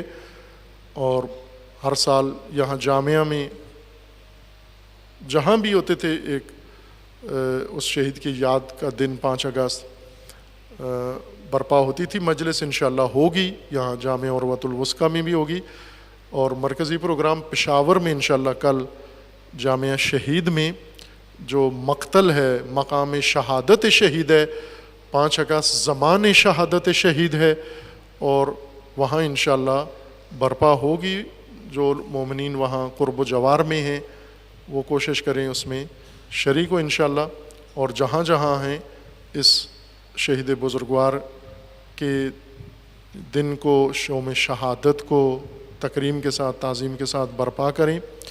اور یہ بھی یوم عہد ہے ملت پاکستان کے لیے۔ امام کا فرمانا تھا کہ آپ فکر شہید عزیز کو زندہ رکھیں، یہ فکر نجات دہندہ ہے پاکستان کے لیے۔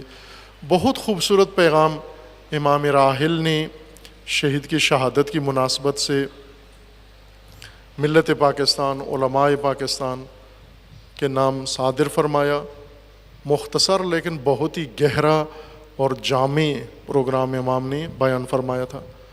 وہ پیغام پڑھنے کا ہے، اس پیغام کو ہر سال ساری ملت کے سامنے دوبارہ یاد دہانی کے لیے، تذکر کے لیے اسے احیاء کیا جائے، اس کا جملہ جملہ پیش کیا جائے، تفسیر کی جائے، اس پہ بات کی جائے، مذاکرہ کیا جائے، تاکہ نئی نسل کو آگاہی حاصل ہو اس پیغام کے متعلق کہ امام نے اس مناسبت میں کیا بیان فرمایا ہے۔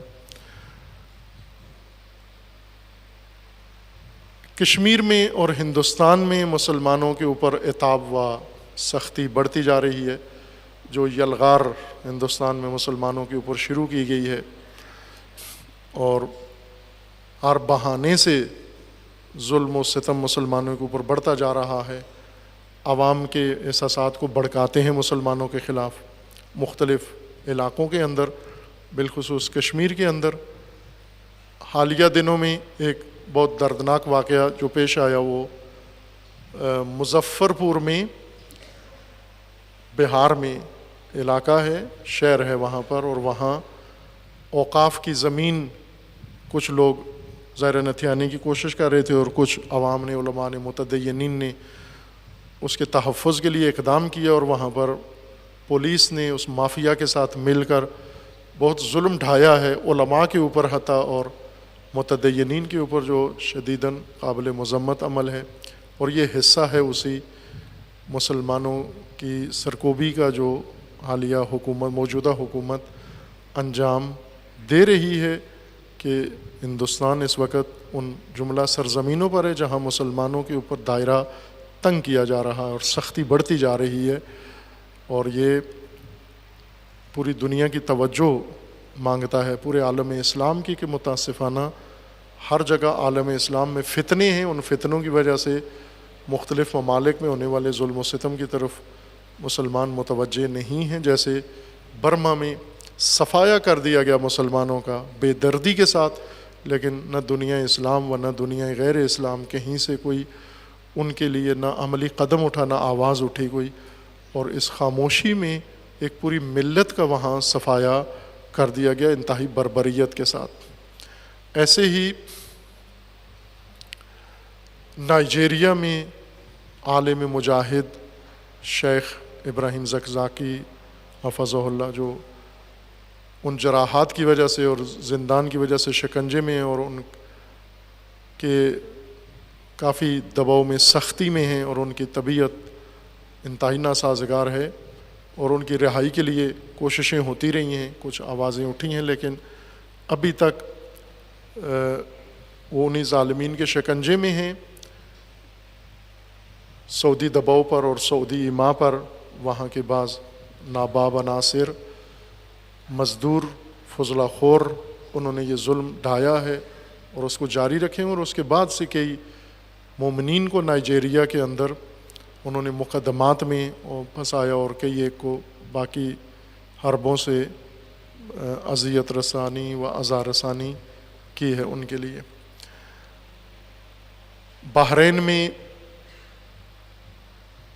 زیادہ شدت آئی ہے شیعہ کو سرکوب کرنے کے لیے، اور شیطانی طاقتیں، علاقائی طاقتیں بھی بحرین کے ساتھ ان کے پیسے کی خاطر اور بحرین کے نادان حکمرانوں سے فائدہ اٹھانے کے لیے اس ظلم میں سارے برابر کے شریک ہیں، اور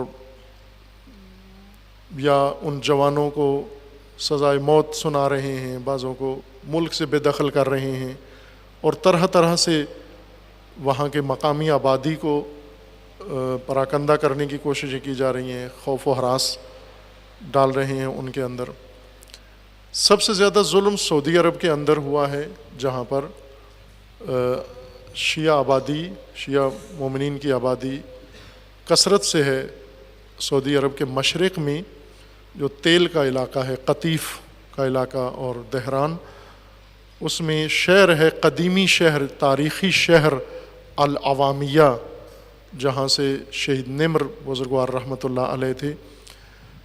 سعودی عرب نے گزشتہ کئی ہفتوں سے اس کا محاصرہ کیا ہوا تھا اور اس علاقے کو خالی کروانے کی کوششیں کر رہے تھے، اور اس دوران انہوں نے متعدد مومنین شہید کیے ہیں جھڑپوں کے اندر۔ بلکہ اب ظلم کی یہ انتہا کی ہے کہ عوامیہ شہر جو 400 سالہ پرانا شہر ہے، اس کا ایک حصہ بائیں کہ سب سے ثروت مند ترین علاقہ دنیا میں ہے، لیکن شیعہ وہاں پر فقر و فاقہ کی حالت میں زندگی بسر کر رہے ہیں، اس منحوس خاندان کے ہاتھوں وہاں ظلم کا شکار ہیں۔ ابھی اس شہر کو نابود کرنے کی کوششیں کر رہے ہیں، بلڈوزروں سے، توپ خانے سے اس پر گولہ باری کی، بلکہ جہازوں سے بمباری کی اس کے اوپر، اور وہاں سے اس کے عوام کو بے دخل کر کے اور شہر کو کھنڈرات میں بدل دیا ہے۔ اور اس پر بھی پوری دنیا میں خاموشی ہے، سناٹا ہے، کوئی آواز نہیں اٹھا رہا۔ جتنا ظلم یمن میں کر رہے ہیں اتنا ہی ظلم العوامیہ کے اندر جاری ہے، اور اس وقت اس شہر کے مومنین کو ان کے گھروں سے ویران کر دیا، آگ لگا دی، بمباری کی، بارودوں سے منفجر کیا ان کے گھروں کو، مسکن ان کا تباہ کر دیا۔ اور اس گرمی میں، شدت کی گرمی میں، آپ یہاں پاکستان میں جو زیادہ شدید گرمی والا علاقہ نہیں ہے، یہاں دیکھ لیں کتنی شدت ہے گرمی کے اندر جو، اور وہ علاقہ ویسے بھی بہت گرمی ہوتی، جب یہاں بہت معتدل موسم ہوتا ہے، وہاں 50 درجے سے اوپر درجہ حرارت رہتا ہے، اور ان ایام میں 55 سے اوپر رہتا ہے۔ وہاں پر ان کے گھروں کو ویران کر کے، مسمار کر کے، اور ان کو خیموں میں رہنے پر مجبور کر رہے ہیں اس شدید گرمی کے اندر، ریگستان کے اندر، اور ساری دنیا اس ظلم و ستم پر تماشائی بنی ہوئی ہے۔ انشاءاللہ یہ خاندان نابودی کے قریب ہے، اس کے آثار نظر آ رہے ہیں، اور ان کی حرکات بھی اس طرح کی ہیں کہ اللہ تعالیٰ نے ان کو صفحۂ ہستی سے محو کرنا ہے۔ انہی مظلوموں کے مظلومیت کے طفیل اور ان شہیدوں کے خون کے طفیل خدا نے اس خاندان کو نابود کرنا ہے، جو کچھ اس میں ہو رہا ہے۔ ایک جو سعودی عرب نے اقدام کیا ہے وہ یہ کہ جیسا انہوں نے اعلان کیا ہوا تھا کہ اب ہم یہ جنگ کریں گے، ایران کا نام لیا اور ساتھ وجہ بتا دی، چونکہ ایرانی شیعہ ہیں اور مہدویت کے قائل ہیں، ظہور کے قائل ہیں، امامت کے قائل ہیں، اس لیے ہم نے ان کو محو کرنا ہے، اور یہ جنگ ہم نے منتقل کرنی ہے ایران کے اندر۔ ایک پہلے انہوں نے ضرب لگائی تھی، وار کیا تھا ایران کے اوپر، ایرانی پارلیمنٹ پر، دہشت گرد گھسے اور چند افراد کو وہاں قتل کیا، اور اسی طرح مرکز امام خمینی رضوان اللہ تعالیٰ علیہ کے حرم میں، روضے میں داخل ہوئے اور وہاں چند شہادتیں ہوئیں۔ یہ ان کا ایک بہت بڑا وار تھا جو ایرانی سیکیورٹی سسٹم کے اندر اپنا نفوذ انہوں نے ثابت کیا۔ اب انہوں نے اس سے بھی بڑا وار کیا ہے اپنے گمان کے مطابق اور میڈیا کے تجزیہ تحلیل کے مطابق، کہ چونکہ پہلے یہ تاثر دیتے تھے کہ عربی ممالک میں ایران کا اثر رسوخ بڑھ گیا ہے، نفوذ ایران کا رکھنا عربی ممالک کے اندر زیادہ ہو گیا ہے، اور وہ ناپسند کر رہے تھے۔ جس طرح عراق عربی ملک ہے، سوریہ عربی ملک ہے، لبنان عربی ملک ہے، یمن عربی ملک ہے، اور ان ممالک میں ایران کا عمل دخل خود عربوں سے زیادہ ہے، ابھی بھی زیادہ ہے۔ ایران جو چاہتا ہے ان ممالک کے اندر انجام پاتا ہے، یہ ان کے لیے قابل برداشت نہیں تھا۔ اب اس کے جواب میں انہوں نے یہ کارروائی کی ہے کہ عراق سے ایک لیڈر شیعہ توڑا ہے، اپنے ساتھ ملایا ہے، مقتدی صدر معروف شخصیت ہے، جانی پہچانی، ساری دنیا انہیں جانتی ہے کہ پچھلے ہفتے انہوں نے دورہ کیا ہے باقاعدہ سعودی عرب کا، اور موجودہ ولی عہد کہ جو اصل بادشاہ ہے اس وقت محمد بن سلمان، اس کے ساتھ جا کر ملاقات کی ہے، اور عربیت کے محور کے اوپر بات کی ہے کہ عجم اور عرب کا مسئلہ ہے، ہم نے عربیت کو بنیادیں مضبوط کرنی ہے، چونکہ عراق بھی عرب ہیں، سعودیہ بھی عرب ہیں، اور یہ عرب ممالک آپس میں اتحاد کریں، عوام آپس میں ملیں، ایک مرکز بنائیں، عربی اور عجم کا مقابلہ کریں، یعنی ایران کا مقابلہ کرنے کے لیے مقتدیٰ صدر باقاعدہ وہاں گئے، ان کی تصویریں انہوں نے نشر کیں، اور یہ پہلے حملے سے زیادہ کامیاب حملہ ایک جہت سے انہوں نے گمان کیا ہے کہ ایک بہت بڑی شخصیت یا بڑا گروہ توڑ لیا ہے ایران سے، اور توڑ کر انہوں نے اپنے ساتھ ملا لیا ہے۔ اس کے بعد خبریں انہوں نے خود ہی، سعودی اخبار نے خبر نشر کی کہ ایک اور بڑا رکن توڑ رہے ہیں ایرانی اتحاد سے، عراق سے، اور اسے بھی اپنے ساتھ ملا رہے ہیں، اور وہ ہیں عمار حکیم، شہید باقر حکیم کے بھتیجے، جو ابھی تک اس گروپ کو لیڈ کر رہے تھے، مجلس اعلیٰ کو، اور انہوں نے اعلان کیا کہ ہم نے توڑ لیا ہے، اور اس ہفتے ان کا دورہ تھا سعودی عرب کا، وہ مجلس اعلیٰ سے نکل گئے ہیں، اور انہوں نے اپنی حزب حکمت الگ سے بنا لی ہے، حزب حکمت قومی یا ملی، اس طرح سے انہوں نے الگ جماعت بنا لی ہے، اور وہ بھی عربیت کے محور میں اور نعرے میں آئے ہیں، اور سعودی عرب کے ساتھ وہ بھی اتحاد پر مائل نظر آتے ہیں۔ خبروں میں ابھی تک دورہ کیا نہیں انہوں نے، لیکن خبروں میں آیا ہے کہ یہ دو بڑی کامیابیاں سعودیہ نے عراق میں حاصل کی ہیں، کہ مقتدیٰ صدر کو توڑ لیا اور عمار حکیم کو توڑ لیا۔ یہ ان کے اپنے گمان کے مطابق ہے، لیکن حقیقت میں انہیں یہ کام کر کے مقتدیٰ صدر نے اپنی رسوائیوں میں ایک اور رسوائی بڑھا دی ہے، اضافہ کر دی ہے، اور اپنی بے بصیرتی اور کج فہمی اور نادانی کو بالکل مہر لگا دی ہے اس کے اوپر، جو پہلے سے وہ کر رہے تھے، مختلف مواقع کے اوپر انہوں نے یہ کام کیا۔ ایک زمانے میں عراق کے مراجع، 4 مرجع ہیں، مرجع تقلید، ان میں سے 3 عراقی نہیں ہیں، غیر عراقی ہیں، ایک ایرانی ہیں، 2 پاکستانی ہیں، ایک اصل میں افغانی ہے لیکن شناختی کارڈ پاسپورٹ ان کے پاس پاکستانی ہیں۔ انہیں فوراً ہی صدام کے گرنے کے بعد فوراً کہا کہ آپ نکل جائیں، عراق سے نکل جائیں۔ یہ اس وقت انہوں نے کہا تھا کہ یہ عربی ملک ہے اور آپ مراجع یہاں سے نکل جائیں۔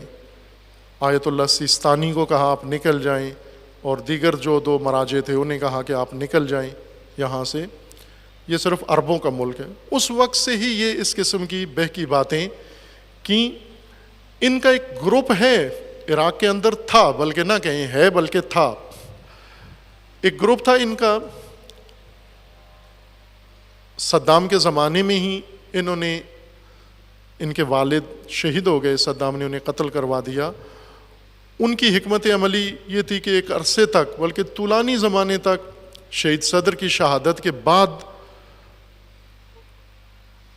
انہوں نے صدام سے سمجھوتا کیے رکھا، اور صدام کے ساتھ مل کر توجیہ یہ کی کہ تشیع کے تحفظ کے لیے میں نے یہ کام کیا۔ پھر اچانک صدام کے خلاف ہو گئے، اس کے خلاف انہوں نے ببانگ دہل اعلان قیام کیا، اور پھر شہید ہو گئے، اور ان کے بیٹے بھی ساتھ شہید ہوئے۔ اس وقت سے ایک مضبوط گروہ تشیع کا صدری تحریک کے نام سے معروف تھے، یہ صدری گروہ جو صادق صدر یا محمد صدر کے پیروکار تھے، ان کے والد کے، اور اب یہ اس کو لیڈ کر رہے ہیں۔ یہ گروہ ایک بڑی طاقت تھا، ان کے پاس عوامی نفری تھی، جوان تھے، مسلح لوگ تھے، اندرونی جنگوں میں کافی انہوں نے کردار ادا کیا، آپس کی جنگوں میں، قبائلی جنگوں میں، اور کچھ عرصہ امریکہ کے خلاف بھی رہے۔ پینترے بدلتے رہتے ہیں، پانسے بدلتے رہتے ہیں۔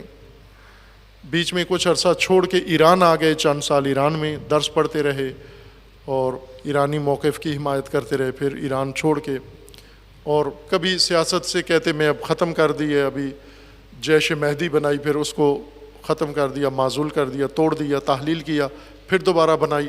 باہر کیف اس طرح ایک نشیب و فراز ان کے اندر ہے، ناپائیداری اور ناپختگی ان کے اندر ہے، لیکن اس وقت وہ کسی فیصلہ کن کام کے لیے نہیں، کسی قابل نہیں ہے، نہ سیاسی رول ہے نہ اجتماعی رول ہے۔ اور وہ جو امام راحل نے جو تدبیر ایران میں کی تھی اور جس نے ہر سازش کو ناکام بنایا، وہ تھا بسیج سازی۔ امام نے عام ایرانی جوانوں، فوج کے ہوتے ہوئے، تمام حکومتی ڈھانچے کے ہوتے ہوئے، امام نے ایران میں ایک عوامی فورس تیار کی بنام بسیج، یعنی آمادہ لوگ، جان فشانی کے لیے، جان نثاری کے لیے آمادہ لوگ۔ رہبر معظم نے حکم دے کر اور باقاعدہ تدبیر کے ذریعے عراق میں یہی کام کیا داعش کے آنے کے بعد، اور حشد بسیج ہی کو کہتے ہیں، عوامی فوج۔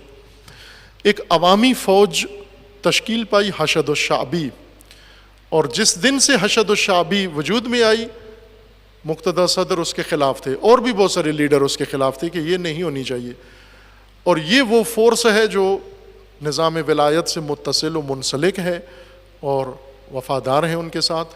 انہی نے خاتمہ کیا ہے داعش کا، انہوں نے زور توڑا ہے، ورنہ کسی اور کے بس میں نہیں تھا حشد شعبی۔ حشد شعبی کے آنے سے اب میدان مکمل طور پر ان اقتدار پسندوں کے ہاتھ سے نکل گیا، ان کو نا امیدی ہو گئی ہے کہ اب ہم کچھ بھی نہیں کر سکتے، چونکہ حشد شعبی عوامی بیدار فورس اور رہبر کے وفادار اور رہبر کے ساتھ باقاعدہ منسلک بیعت کیے ہوئے لوگ، جو ہر قیمت پر، ہر ندائے رہبر پر، ہر میدان میں اترنے کے لیے تیار ہیں۔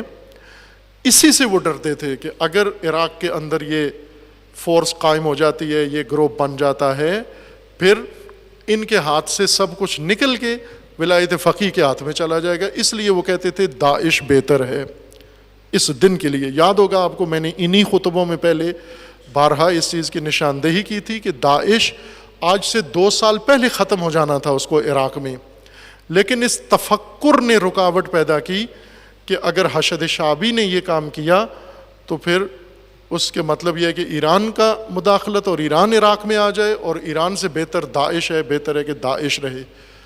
اب مقتدی صدر، عمار حکیم اور ان جیسے اور دیوالیہ، ان کو دیوالیہ لوگ کہتے ہیں۔ دیوالیہ یعنی جس کی متاع لٹ گئی ہو، جس کے ہاتھ سے میدان نکل گیا ہو۔ آپ کو آشنا ہونا چاہیے، پاکستان میں دیوالیہ بہت ہیں، دیوالیہ لیڈر، دیوالیہ رہنما، دیوالیہ تنظیمیں، دیوالیہ پارٹیاں، دیوالیہ قیادت۔ پاکستان میں تو فراوان ہے، گلی گلی میں موجود ہیں دیوالیہ، جن کے پاس کچھ بھی نہیں ہے، کچھ بھی نہیں ہے۔ یہ دیوالیہ اس وقت یہ سعودی عرب خرید رہا ہے، اور گمان تأثر یہ دے رہا ہے کہ بہت بڑا وار کر دیا۔ یعنی جس طرح عربی دنیا میں سید نصر اللہ ایران کے ساتھ ہیں، وہ حزب اللہ، اسی ٹکر کا سعودیہ نے بھی ایک شکار کیا ہے۔ یہ حماقت ہے، ایک دیوالیہ شخص آپ نے اٹھا کے اپنے ساتھ ملا لیا اور وہ آپ کے پیسے ہی ضائع کرے گا۔ اب تو وہ کام نہیں ہو سکتا جس طرح سعودیہ فتنہ کھڑا کر سکتا ہے، لیکن یہ ناممکن ہے کہ بالآخر یہی شخص محمد بن سلمان، اس نے کھل کے اعلان کیا ہے، مقتدیٰ کے لیے بے شرمی کی انتہا ہے یہ اس کے لیے، کہ جس شخص نے یہ نہیں کہا کہ میں مثلا امام خمینی کا مخالف ہوں، علی خامنئی کا مخالف ہوں یا ایرانیت کا، اس نے کہا مہدویت کے قائل ہیں، ظہور کے قائل ہیں، میں اس لیے ان کو مٹانا چاہتا ہوں، جو روح تشیع کے خلاف ہیں۔ یہ وہ خاندان ہے جنہوں نے لشکر بنا کے کربلا کا مسمار کر دیا تھا انہوں نے۔ تاریخ میں آپ کو معلوم نہیں ہے، آپ کو پاکستان کی تاریخ معلوم نہیں ہے تو عراق کی کہاں سے معلوم ہو گیا؟ لاہور کی تاریخ ہمیں معلوم نہیں ہے، پڑھتے نہیں ہیں، ہمیں سروکار نہیں ہے۔ آل سعود نے، اسی تکفیری گروہ نے کربلا پر حملہ کر کے وہاں ہل چلا دیے تھے، بالکل بقی سے زیادہ ویرانی مچائی تھی کربلا میں، انہوں نے کھیتی باڑی شروع کر دی تھی انہوں نے ان مزاروں کے اوپر. یہاں سے حملہ کر کے گئے عراق کے اوپر چڑھائی کی انہوں نے. یہ وہ لوگ ہیں یہ. اور تشیع کو یاد ہے وہ سب کچھ، شیعہ کو یاد ہے ان کا ظلم و ستم سارا. لیکن یہ گدھ، اقتدار کے گدھ جو مردار کھانے کی جن کو ہوس ہو، وہ اندھے ہو جاتے ہیں. پاکستان میں بھی ایسے ہیں، اس طرح کے گدھ ہیں. سعودی سفارت خانے کے ساتھ منسلک لوگ، سعودی سفارت خانے سے تنخواہ لینے والے علماء ہیں، باقاعدہ شیعہ علماء سعودی سفارت خانے سے منتھلی لیتے ہیں. یہ گدھ ہر جگہ ہیں، یہ دیوالیہ ہر جگہ ہیں. ان کو ساتھ ملا کے اور ان کی تصویریں دنیا کو دکھا کے تو یہ تاثر دے رہے ہیں کہ بہت بڑا شکار مار لیا انہوں نے، کچھ بھی ہاتھ نہیں آیا تمہارے، بلکہ رسوائی کے علاوہ کچھ بھی تمہیں نصیب نہیں ہوگا، اور دونوں ہی رسوا ہوں گے. اور بھی جو اس طرح کا تفکر رکھتا ہے وہ ہوگا. آپ توجہ کریں عزیزان کہ اگر ایک ملت جو امامت کا نظریہ رکھتے ہیں، ولایت کا نظریہ رکھتے ہیں، اور امامت کی نشانیاں سب سے زیادہ عراق کے اندر ہیں، مزار ائمہ کے سب سے زیادہ عراق کے اندر ہیں، اور اب جب موقع ملا ہے، یہ تکرار ہوتا رہے گا یہ سب کچھ، اگر تشیع عراق کا امامت کی طرف آئے، اور اگر تشیع آ جاتا ہے امامت کی طرف، اہل سنت بھی امامت کی طرف آ جائیں گے. چونکہ اہل سنت کے اندر بھی تصور، اصل نظریاتی تصور امامت کا ہے. ہر چند ان کی میراث زمین کے اوپر خلافت ہے، وہ بنو امیہ اور بنو عباس جیسے خلفاء ہیں، لیکن ان کے نظریے میں یہ چیز نہیں ہے. ان کے نظریے میں بھی امامت ہے. آپ مولانا مودودی جو ایک سیاسی بصیرت شعور رکھنے والے عالم ہیں، ان کی اگر کتابیں پڑھیں تو آپ کو پتہ چلے گا کہ سیاسی بنیاد اہل سنت کی بھی امامت کے اوپر ہے. وہ بھی امام عدل و امام عادل کے قائل ہیں، امامت کے قائل ہیں، لیکن آگے اس کو جو تطبیق کرتے ہیں، اس کو فٹ کرتے ہیں، نامناسب افراد کے اوپر جا کر فٹ کر دیتے ہیں. اگر تشیع درست جہت اپنائے تو اہل سنت ان کے حامی ہیں اور ان کے موافق و متفق ہیں. عراق کے اندر بھی ہر جگہ بھی یہ کام ہو سکتا ہے، لیکن عراق میں ابھی بھی رخ اس طرف نہیں ہوا، اور مشکل رہے گی ہمیشہ عراق میں، چونکہ ہر نظام کے لیے عراق تیار ہے، علماء وغیر علماء سوائے امامت اور ولایت کے، اور اس طرح یہ ناپائیداری رہے گی. ابھی عراق میں آپ توجہ کریں، کردستان میں ریفرینڈم ہونے والا ہے. عراق میں کردستان میں باقاعدہ کرد ریاست، کرد 1/7 آبادی ہے عراق کی، 2/7 آبادی عراق کی عرب ہیں، 1/7 1/3 آبادی کرد ہیں. یہ 1/7 اپنی مملکت آباد کر رہے ہیں. ابھی بھی ان کا علاقہ عراقی حکومت سے آزاد ہے، اس کو انہوں نے اقلیم کا نام دیا ہوا ہے، کردستان اقلیم. ابھی بھی کردوں نے عراق کے اندر اپنے علاقے میں الگ کردی حکومت قائم کی ہوئی ہے. اگر عراق میں 1/7 آبادی اپنی حکومت قائم کر سکتے ہیں، آپ شیعہ عراق میں اکثریت ہو، آپ وہاں کی 65% آبادی ہو، 65% آبادی اپنی حکومت نہیں بنا سکتی. لیکن کردوں کو کرد لیڈر ملا ہے، کردی تفکر رکھنے والا، کردستانیت جس کے ذہن کے اندر موجود ہے، کرد قوم کا تفکر رکھنے والا لیڈر ملا ہے، اس نے ان کو آمادہ کر لیا ہے. اب وہ ریفرینڈم کرانے والے ہیں عراق سے الگ ہونے کی. ابھی تک عراق کے اندر رہ کر کردستان الگ کیا ہوا تھا، اب باقاعدہ طور پر الگ مملکت عراق سے کاٹ کے بنانے کے لیے ریفرینڈم کرنے جا رہے ہیں عنقریب. خوب یہ عراق کے اندر ہو رہا ہے، وہ کردستان بنا چکے ہیں، بنا لیا ہے، اور یہ امامت کا نام بھی نہیں لیتے. کیا کہتے ہیں؟ امامت کا نام لوگے فرقہ واریت شروع ہو جائے گی. جیسے ابھی تک کچھ بھی نہیں ہوا، عراق پرامن ترین ملک ہے اور اس میں کوئی نقصان نہیں ہوا، کوئی جانی نقصان، کسی شیعہ کو نہیں مارا گیا، تمہارے اس تفکر کی وجہ سے۔ اس جمہوریت نے تشیع کو کتنا تحفظ دیا عراق کے اندر۔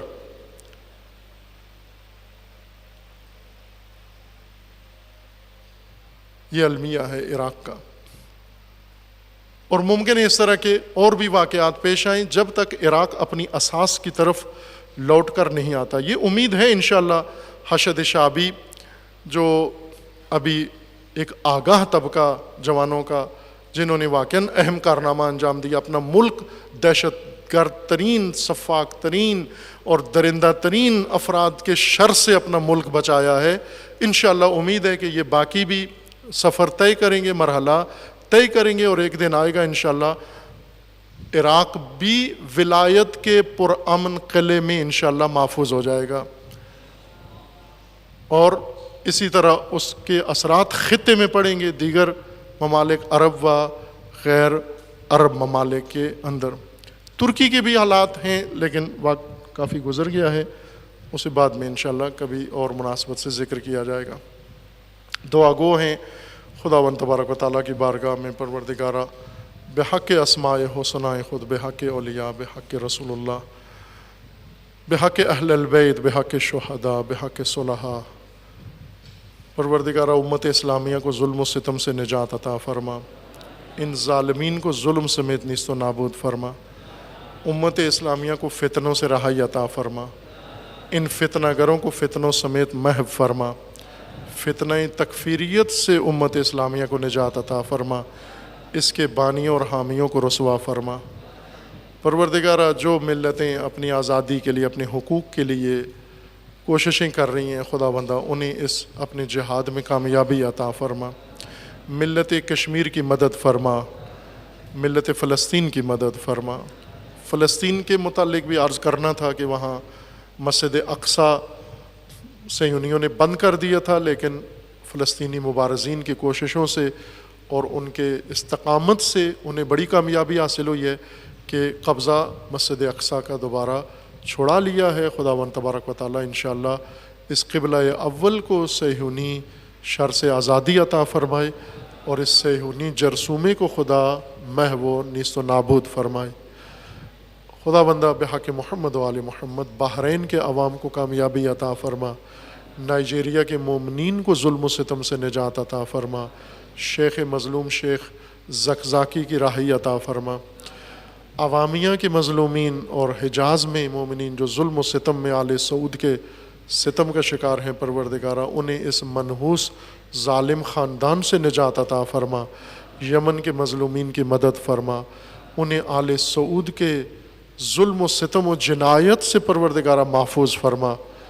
خداوندہ جہاں بھی مظلوم ہیں، خداوندہ انہیں ان ظالموں کے شر سے آزاد فرما، اور سب سے ظالم اعظم طاغوت اعظم شیطان اکبر امریکہ کے شر سے پروردگارہ ساری دنیا کو اور ساری زمین کو رہائی عطا فرما۔